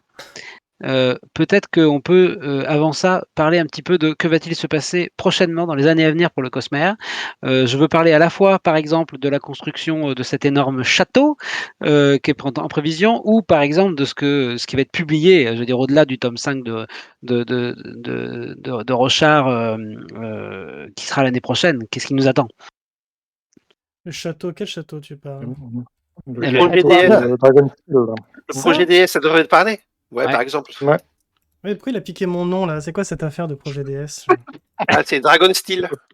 Ah bah d'accord. Oui, mais j'étais là avant. Hein.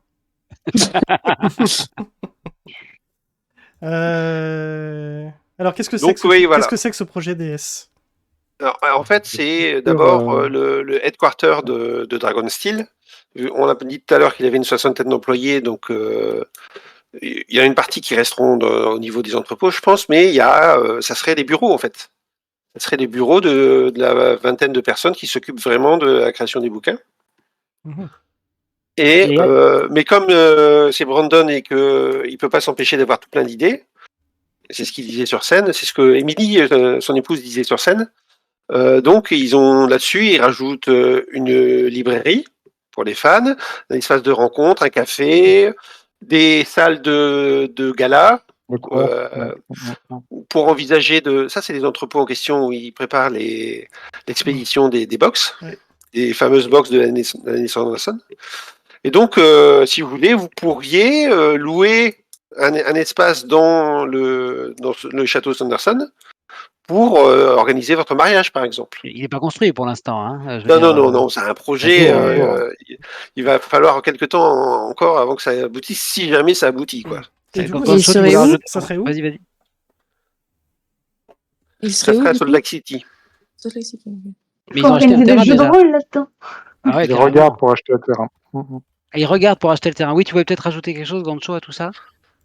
Non, Valère a tout à fait bien résumé le truc. Donc, c'est un peu le Disneyland du Cosmere, quoi. Il n'y a pas les petites poupées, mais ouais, c'est un petit peu l'idée. Ouais.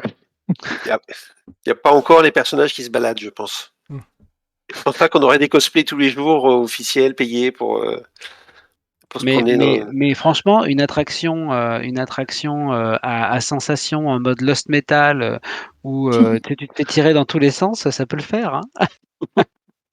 Pour un harnais solide.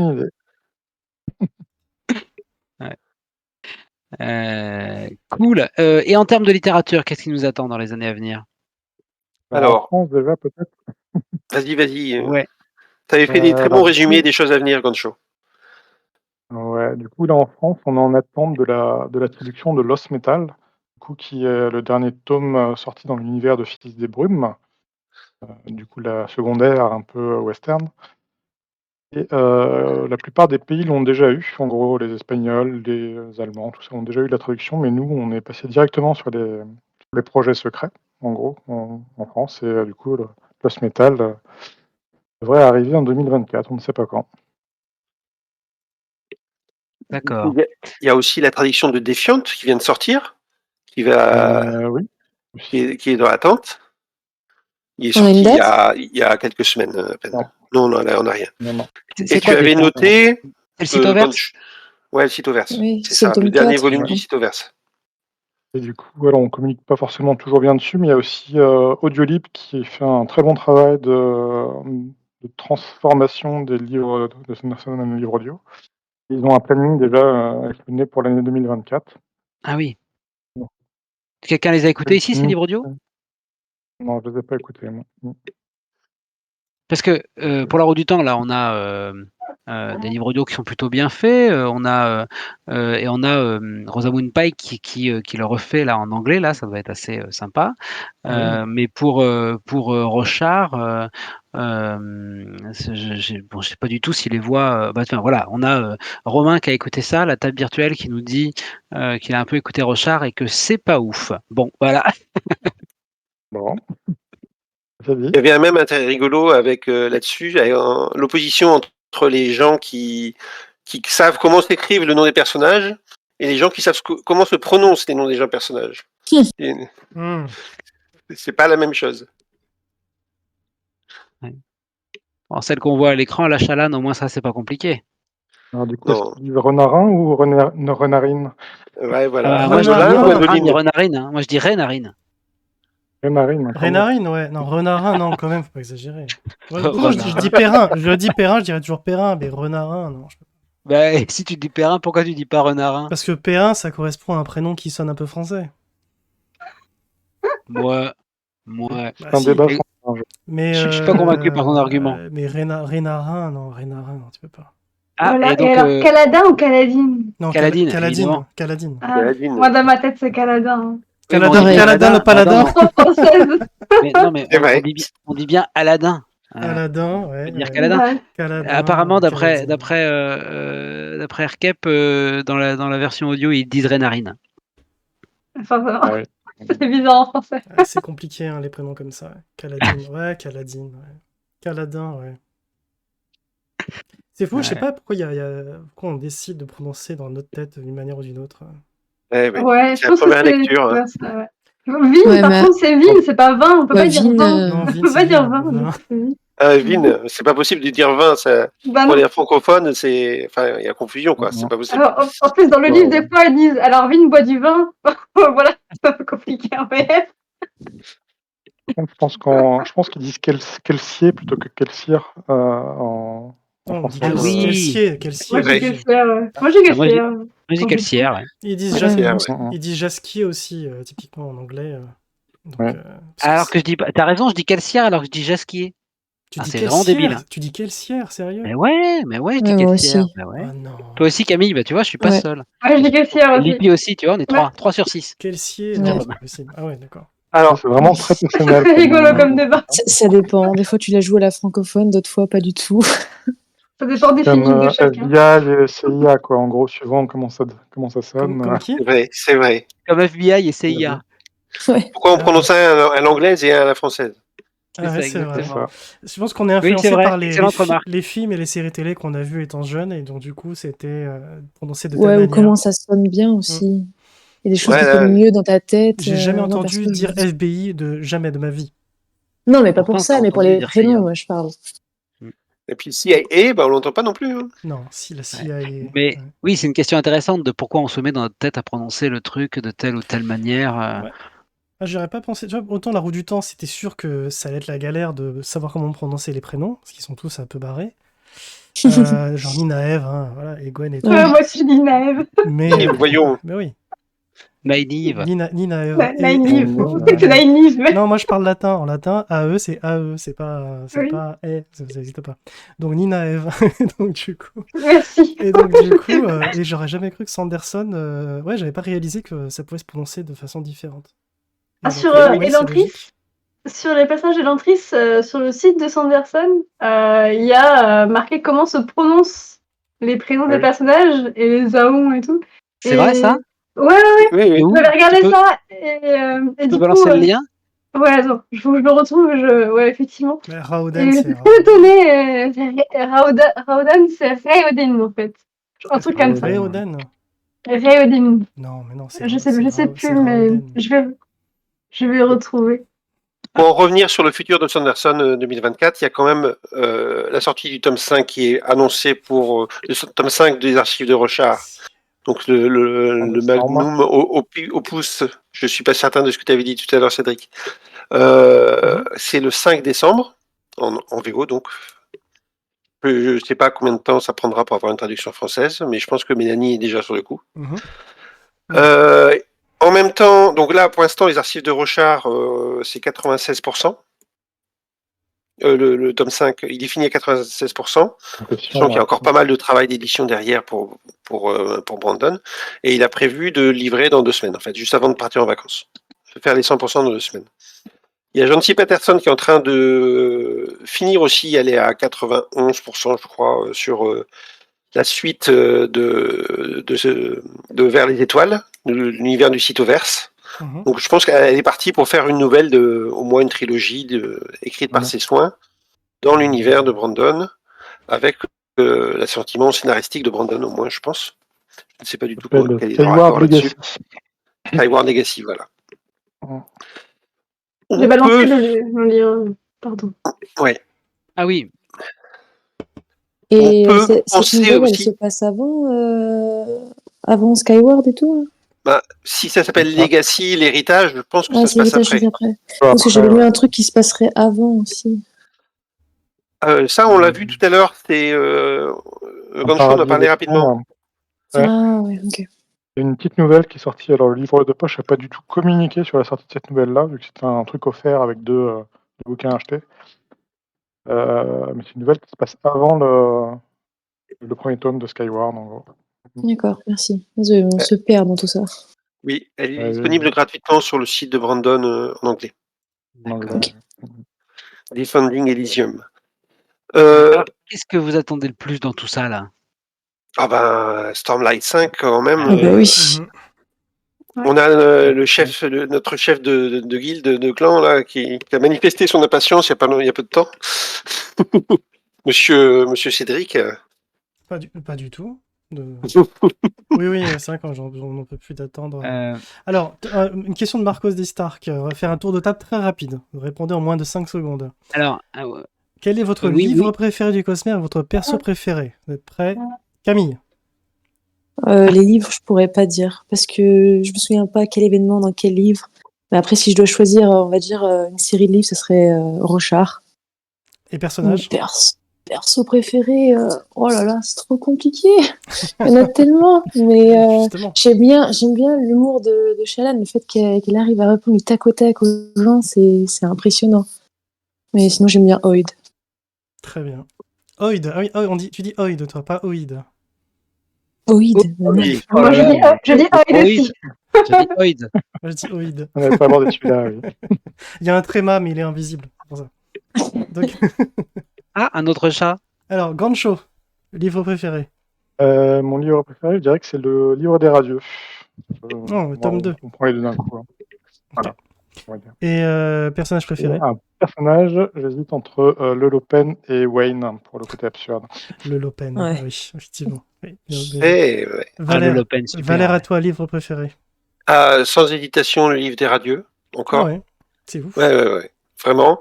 Derrière, je mets Rythme de guerre, qui était vraiment très très bien, et le tome 3 de Miss Bourne, où on se fait retourner la tête par Sanderson, on se rend compte qu'on se fait berner depuis 3 livres, c'est quand même fantastique. Ouais, tome 3 de Miss Bourne, un des plus gros retournages de cerveau que j'ai jamais vu, effectivement. Mais je peux pas en parler sans spoiler. Ah non, là c'est impossible d'en parler sans spoiler. J'ai envie d'en parler, mais incroyable. Faut pas, c'est interdit. On peut pas. Et personnage préféré? Et en personnage, je dirais Vacher. Vacher, très bien, oui. Donc de Warbreaker. Ouais, donc qu'on voit dans Warbreaker et Rochard.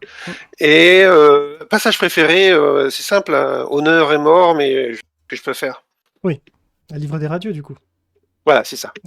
Lippi, à toi. Mon livre préféré, c'est Tress de la mer émeraude, du coup. Un des tu l'avais dit au début. Ouais. Vraiment très gros coup de cœur. Personnage préféré, c'est trop compliqué de répondre. J'ai vraiment eu un gros coup de cœur pour Navani dans Rythme de guerre, parce que j'ai adoré ce qu'elle fait dans ce livre. Donc voilà, ça va être ma réponse, je pense. C'est le moment dont vous savez tout ce qui se passe. Je pense que c'était mon moment qui m'a le plus bousculé émotionnellement de tout le Cosmere pour l'instant.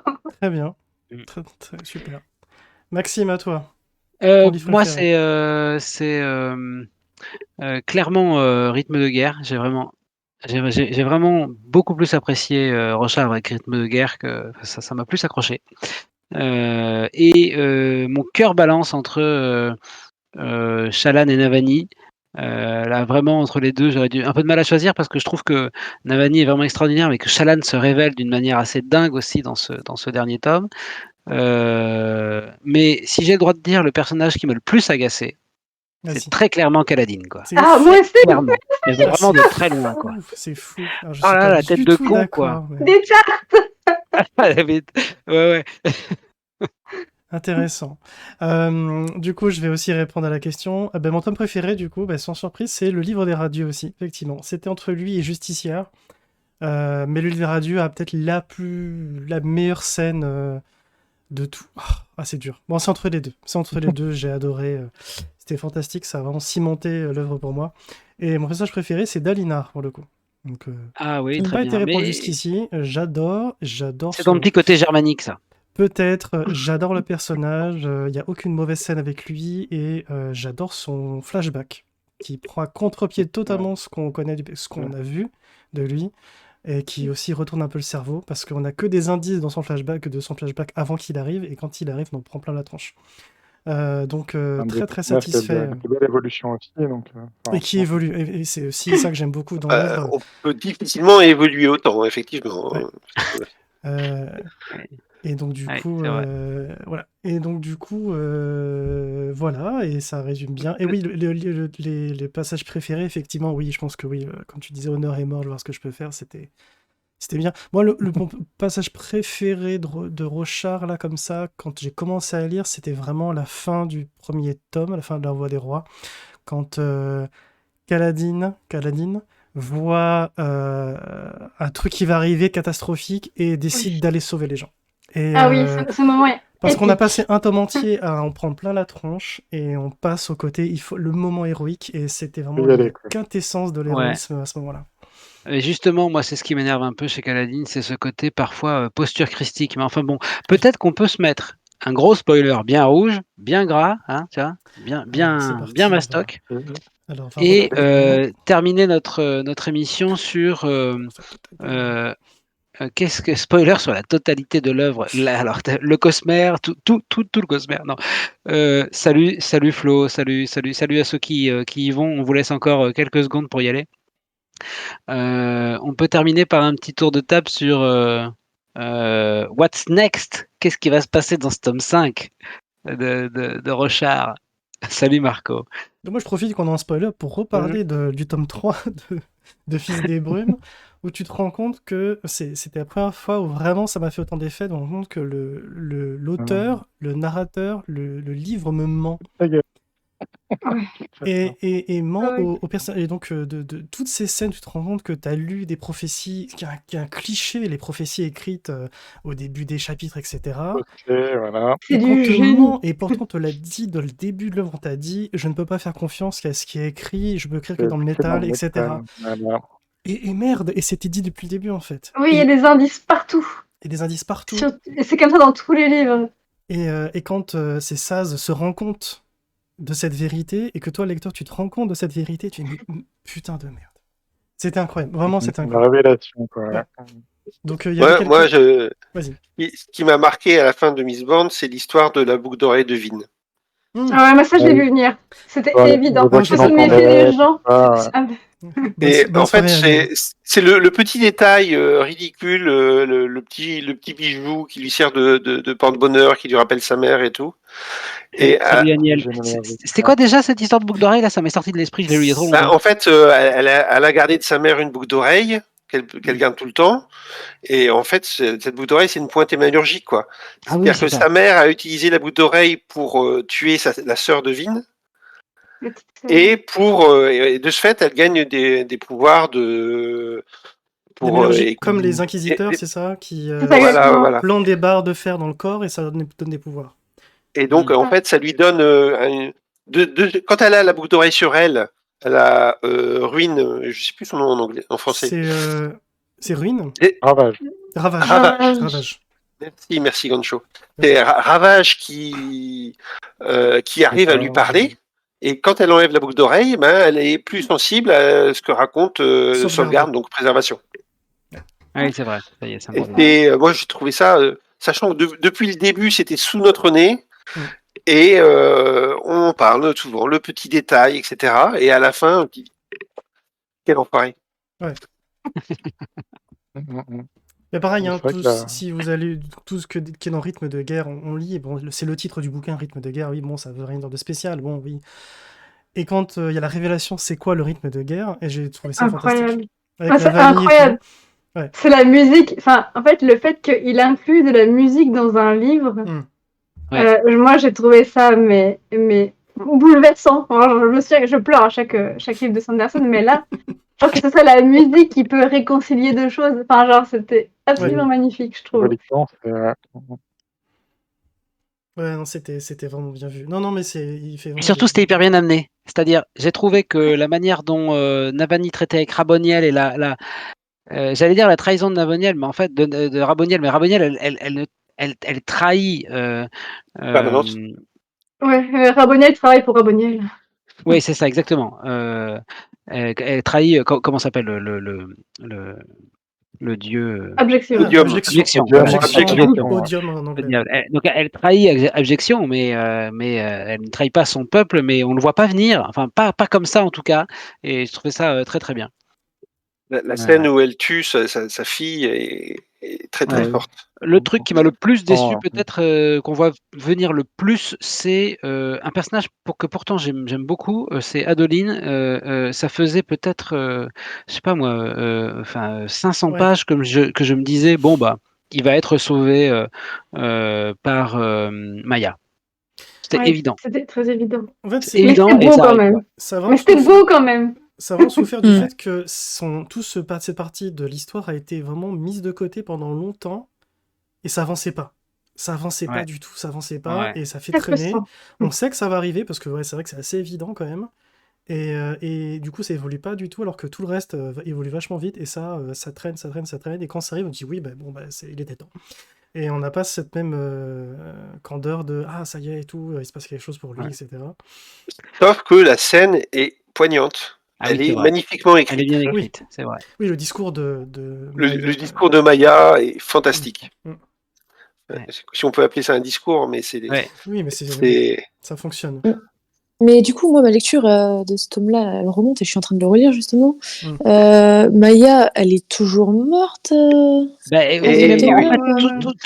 Peut-être qu'il pourrait devenir un radieux, parce que moi, c'est ce que j'attends depuis le début des livres, quoi. Oui. Mais là pour l'instant, on n'a pas encore cette réponse, mais tout ce qui est très clair, c'est que les œils morts, tout le monde croit qu'ils sont morts, alors qu'en fait, ils ne le sont pas. Ils ne sont pas morts, en fait. Donc peut-être qu'à un moment, elle pourra se libérer, entre guillemets, et il deviendrait radieux. En fait, on ne sait pas trop. Moi, elle commence à se réparer à la fin. Ma théorie, c'est que s'ils ne deviennent pas radieux, ça devienne autre chose, un peu comme Reynarine et autre chose. Que les connaissances qu'on a de ce qu'est un radieux, ce qu'est le lien de Naël, ce que tous ces trucs-là, c'est pas complet et que du coup il y a d'autres facettes de tout ça. Et pas tout intéressant. Mais je pense qu'on pourra peut-être en savoir un peu plus dans le prochain tome. Ah bah oui, là ça nous amène au tome 5, parce que c'est quoi le tome 5 alors? Le tome 5, il va se passer des choses. Navani a eu la grande part. Moi, le tome 5, je m'attends à ce qu'il y ait une place importante pour la reine, la nouvelle reine. Jasna. J'ai été déçu de Jasna dans le tome 4. J'ai trouvé qu'elle était sous-exploitée, alors que le personnage est vachement intéressant. Elle est sous-exploitée depuis le début. Mais on a le planning des personnages principaux de chaque livre, en fait, depuis alors là, t'as pas de Jasna, normalement. Non, c'est 7, c'est Assassin en blanc. Je suis un peu déçu. Mon rôle aussi, mais les flashbacks, ça sera les flashbacks de 7. Ouais, alors l'épée Nimi, là, ça m'a perdu, là. Ouais, alors c'est l'épée de Vacher, c'est ça? C'est l'épée de Vacher. Tout à fait. Il faut lire Warbreaker. Ouais, mais j'ai lu Warbreaker, mais je l'ai lu en anglais, j'ai dû en zapper la moitié. C'était avant que je lise La Roue du Temps. Je l'ai payé aujourd'hui. C'est peut-être le seul personnage, l'épée, c'est le seul personnage où clairement, c'est le même personnage, il n'y a pas de doute, tu peux pas le rater quand même, quoi, parce que Oui, Ouais, non, mais ouais. c'est c'est parce assez que particulier.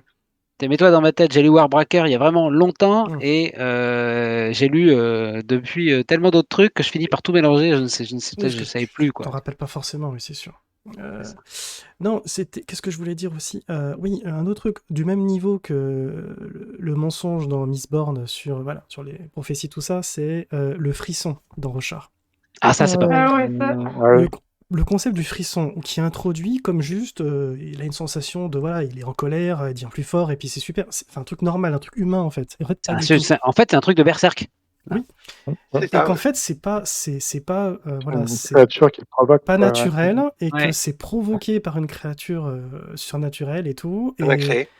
et qui se déplace. Et du coup, ils perdent ce pouvoir, et en fait, alors qu'il n'est pas introduit comme un pouvoir de base, c'est juste leur caractère, en fait. Et en fait, le Et ça ne non. touche que les Aletis. Bon, Ça- Parce qu'il était situé à cet il était endroit-là, à cette situé à cet époque-là. endroit-là, en fait. voilà, Et ouais. que quand à un moment donné, ils se déplacent, ils ont plus le frisson, en fait. Et justement, on parlait des œils morts. Qu'est-ce qui a causé les œils morts? C'est l'emprisonnement d'un autre incréé, c'est Domishram. Donc je pense que très certainement, il y aura beaucoup de choses qui vont changer si ils arrivent à libérer Domishram dans le tome 5. Donc le tome 5 ce serait Z, mais est-ce qu'il y a d'autres personnages qu'on attend dans ce tome 5? Ce qu'on sait, c'est que Z et Kaladin vont faire une mission À Shinovar, au pays c'est ça Chine, à Shinovar. Et c'est à peu près tout ce qu'on a. Hein. En fait, Le prologue est déjà disponible.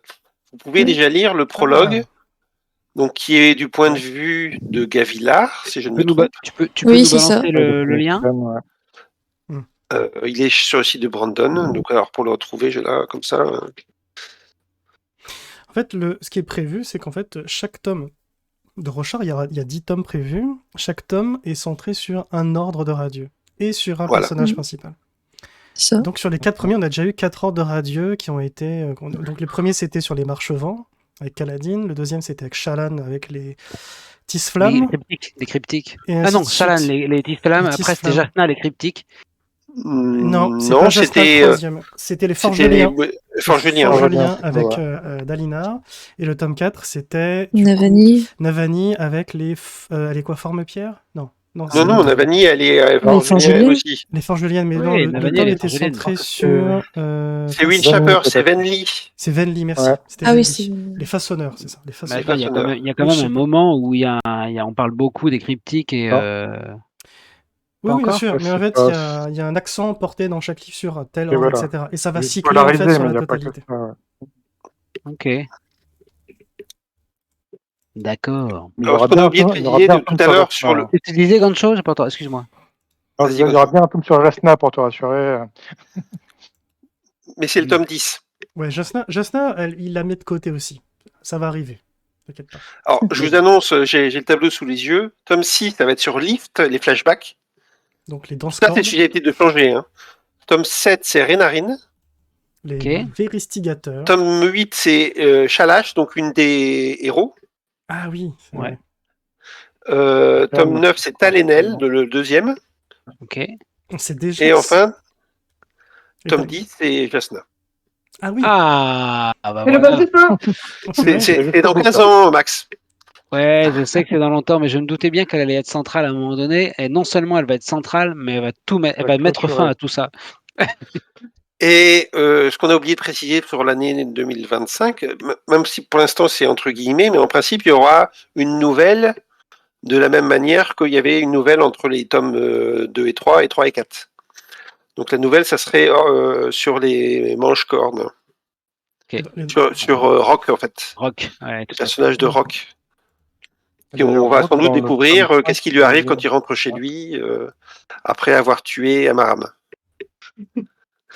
J'adore ce même. C'est fantastique.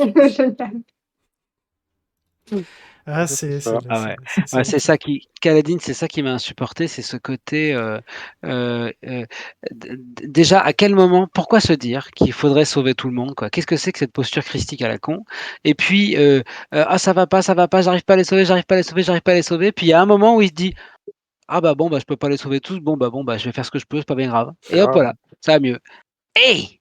Oui, mais Franchement, c'est faiblard, quoi. C'est faiblard. c'est le Mais fit. quelque part, c'est Oh, la intéressant suite. parce que ça permet de parler un peu des maladies mentales. On le voit aussi avec Shallan, mais Ouais. Oui, ça ça permet de me parler des maladies mentales dans un livre de fantasy, c'est dépression, pas ouais. courant. Et de la Et je trouve ça dépression.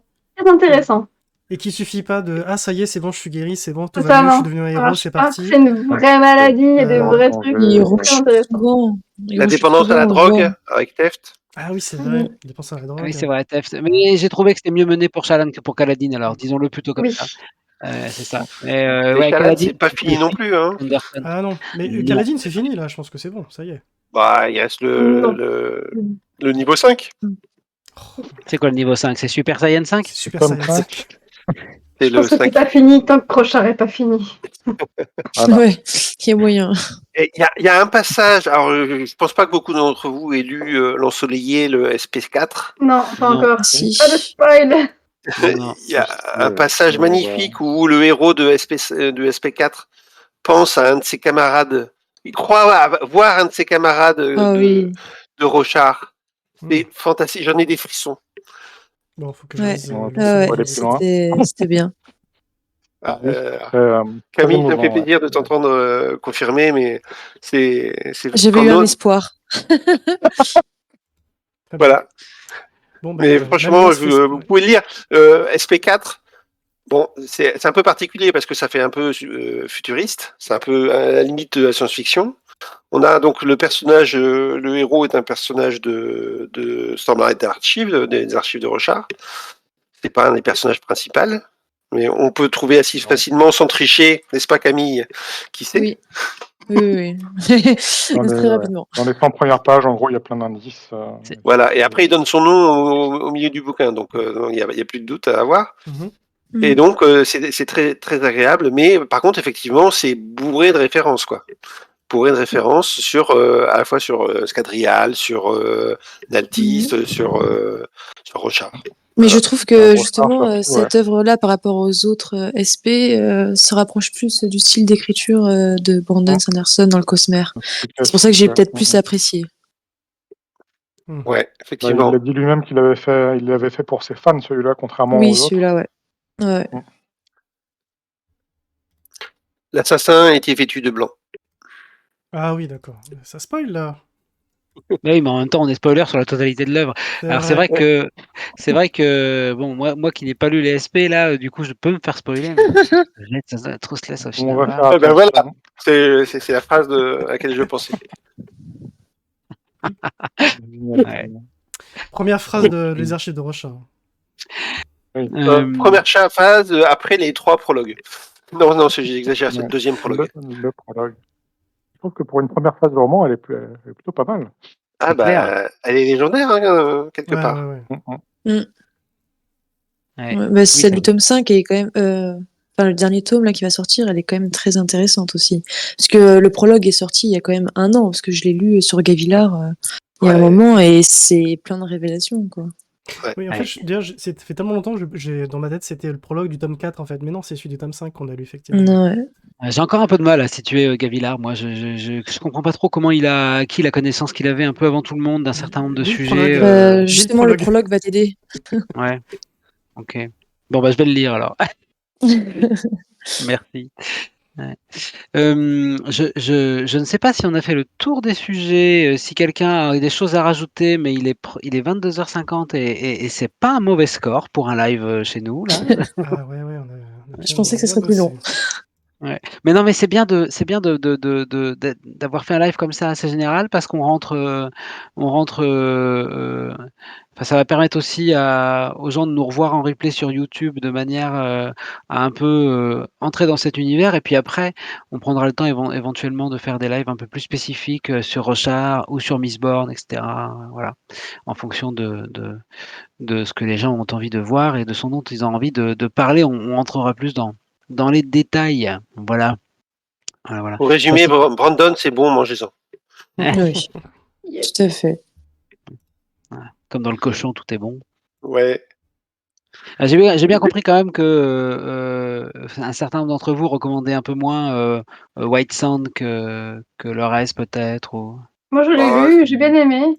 Le C'est seul différent. problème, le le problème, enfin, en BD, enfin, ce que moi j'ai trouvé très gênant, c'est que ça change de dessinateur 2 fois dans la série. Ah, Et c'est assez chiant parce que le premier est très beau, très chouette, et après c'est de pire en pire. ouais, Et ça c'est embêtant. moi, ça m'a presque un peu coupé, mais c'est intéressant, et c'est intéressant pour connaître le personnage de Chris là, par contre.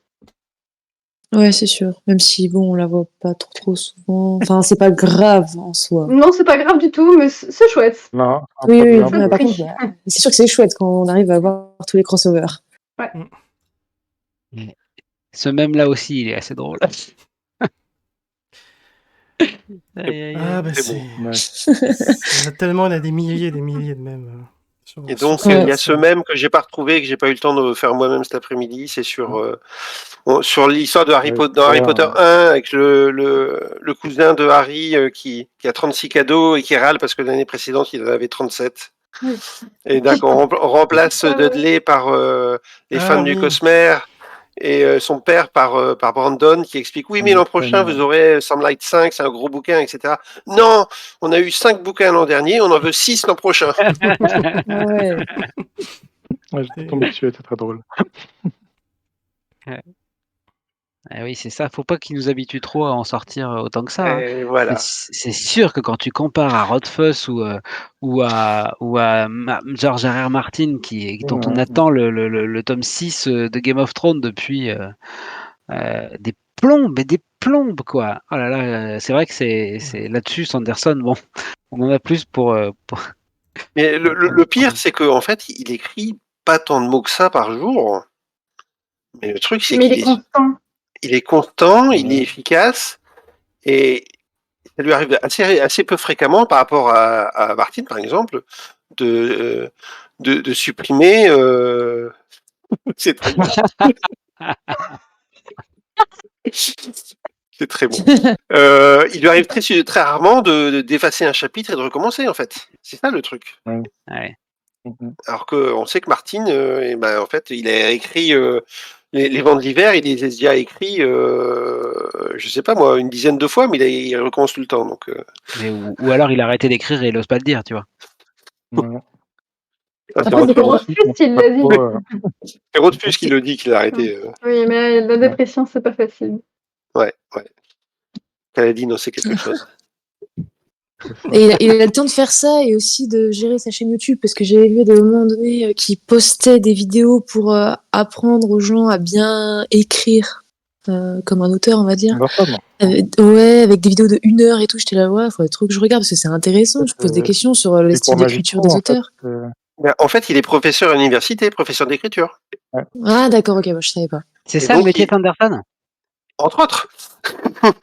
Mais c'est pour ça qu'il y a un petit côté mécanique et scolaire à son écriture. Peut-être.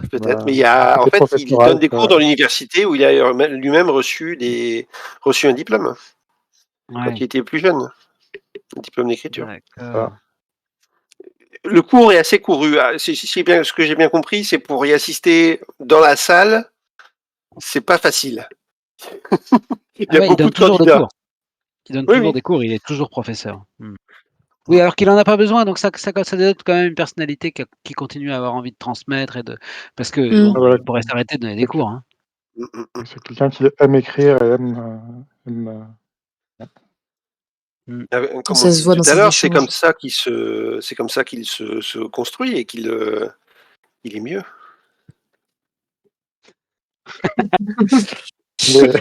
Impossible tout à l'heure. Alors s'il y a encore des gens de fin de soirée. S'il y a des gens qui sont toujours là sans connaître les bouquins, quoi, c'est complètement incompréhensible, mais nous, on est tous en train de rigoler, là. Ah mais là, on est dans le mode spoiler, donc du coup, je mets des mèmes qu'il faut... Ouais, mais t'as raison, hein, mais... parce que là, ça va trop loin, là. Clairement. Bon. Allez, est-ce que vous savez qu'il y avait un YouPorn version Brandon Sanderson avec des images de gens, de mains qui bougent et qui font des manipulations. C'est vrai. C'est fantastique. Mais n'importe quoi. Putain, il y a vraiment des gens qui ont que ça à foutre. Ah oui, c'est vrai. Et puis il y a Lift en plus, c'est vrai. Ah, ça, c'est un sacré personnage, Lift. J'aime beaucoup ce personnage. J'ai hâte de voir c'est- son tome, ouais. elle. Ah, c'est clair. Ah, elle est géniale, Lift. Practically. Belch, c'est quoi Belch là dans le contexte? Vomi Je les ne vois pas. arcs-en-ciel. Ah. Oui, d'accord, ok. Oui, non, c'est pas mal. Il y a des un beaux personnage qui est personnages. fantastique dans Yumi, c'est Design. Alors, je sais pas en français comment, je sais plus comment on l'appelle en français. La sprenne de Hoyd, qui est excellente. Symbole. Symbole. Symbole. Symbole. Ah, il est génial. Oui. Dans Yumi, là, elle est trop, Elle est trop complètement drôle. décalée, c'est trop. Spoiler, Ouais. je l'ai pas vu ça. C'est pas trop un spoiler, on le voit dans le premier chapitre Non, où pas il de explique ce souci. qui s'est passé. On voit dans le premier chapitre. De Yumi. Faut En que je fait, de relise le Yumi, premier chapitre. Faut que je relise le premier dans les chapitre. premiers chapitres de Yumi, Hoyd il explique bonjour, je suis devenu Ah, faut que je- Porte-manteau. un porte-manteau et bon, son reine est là. Et il parle aux gens de. Ah, ça, c'est un sujet intéressant dans les Secret Project. Dans Yumi, le narrateur, enfin Hoyd, il parle clairement aux gens de Rochard. Oui. Alors, Il y a un dans vocabulaire Tess, de je me Rocharien. souviens plus, mais il parle pas forcément à des gens en particulier, mais. Ça se passe Dans Yumi, longtemps c'est après très évident. Yumi? Pardon, excuse-moi, Gancho. Qu'est-ce que Non, tu non, disais? J'ai pas entendu. non, Je- rien, ouais. Je demandais, moi, si Yumi dont vous parlez, ça se passe longtemps après Rochard, c'est sur la timeline que ça se situe comment? C'est après, Dans je le crois. futur, comme Tresse. l'ensoleillé et Tresse, en fait. Ouais. Parce Ok. qu'il a les cheveux Moins blancs. dans le futur que bleu. l'ensoleillé, je pense. Je pose L'ensoleillé la est clairement question. beaucoup plus loin. Ouais. Je pose la question parce que quand même, Hoyd, à la fin du tome 4 de Oui. Rochard, il est mal. Ouais, il lui arrive des bricoles quand Ouais. même. Et Développé justement, ce par, qui lui arrive dans Yumi, Maxence, c'est une tu me rappelles, conséquence ouais. de ça, Max. Tu verras. Ok. Ah oui, d'accord. Le sujet était excellent. Ouais, c'est incroyable. Il est tragique, mais il est excellent, quoi. Non, c'est pas tragique, c'est beau. C'est rigolo. Moi, j'ai bien aimé que justement que pour une fois dans des bouquins, il n'y avait pas le couple Oui. destiné dès le début. Tu vois, ah oui, c'est l'héros, c'est l'héroïne, c'est bon, ils vont finir ensemble. Non. Mais Excellent. la scène où ils affrontent ensemble la tempête dans Dans le tome dans les 2, caves, dans le la livre des gouffre, radieux, ouais. justement. Ouais. dans le livre des radieux, elle est très très très belle, quoi. Incroyable. Quand ils se racontent leur histoire, avec Aladdin qui lui dit juste de dire qu'il a tué son frère, quoi. La voleuse de chaussures. Ouais, mais on préfère Adeline quand même. En tout cas, moi, je préfère Adeline. Je trouve qu'elle fait un meilleur couple avec Adeline. Ah oui. Bah, dans les fanfictions, il y a beaucoup de gens qui rêvent d'un trouble Adeline, Kaladin et Il y a un Shalad. même. J'ai mis un même. Ouais, J'ai envoyé c'est un vrai. même sur ça. Moi, je trouve qu'Adeline est un personnage plus profond et plus intéressant que Kaladin, en vrai. Oui, puis Je il trouve attire vers le aussi. haut aussi, parce que je pense que Exactement. si on a Mais mis il tire Kaladin vers le et haut Shalal tout le monde, en ensemble, fait. Tout le monde. Que ce Ouais, soit mais là, son si tu mets frère, Kaladin et que- Shalal ensemble, c'est bon, ils se tirent tous les deux vers le bas. Hein. C'est deux personnes avec des maladies mentales, effectivement. Oui. C'est clair, c'est clair. Alors qu'Adeline, il a l'air d'aller bien. Mais il est Normalement. impressionnant, ce gars, c'est Il incroyable. est ouf. Ouais, il est. Ah ouais. C'est le seul gars qui finalement est normal par rapport à tout le monde autour de lui, devient C'est vrai. radieux, Et puis sa et lui il a famille. juste une lame d'éclat, une Shardblade. Et, Même sa belle-mère se dé... et il est dépassé par tout le monde en fait, et il pourrait normalement un personnage de ce style-là serait jaloux, etc. Et Ouais. en fait lui c'est le seul qui est équilibré mentalement. Il est tellement humble, tellement. Oui, c'est donc, vraiment meilleur l'honneur. perso du truc. Sa il seule faiblesse, vient c'est en qu'il a aide des à belles fringues. Kaladin quand il détecte que Kaladin va pas bien, etc. Au début du tome 4, quoi. C'est vrai. Et en Oui. plus, il est fait un psychologue. Il le prend sous son aile, il l'emmène sortir, etc. C'est fantastique. On le veut Ouais. dans la vraie vie. Ouais. Ouais. Adeline, l'ami qu'il vous faut. Un peu ça, ouais. C'est exactement ça. Cool. Bon, alors, a-t-on fait le tour de cette entrée en matière du Cosmere version 2023? Il me semble, je ne sais pas pourquoi tu dis, Razak, tu dis pauvre Vérin, Vérine. Vérin, oui. Non, Vérine. Oui, pour le coup, Vérine. Stop, Vérine. Congratulations, you're being excused.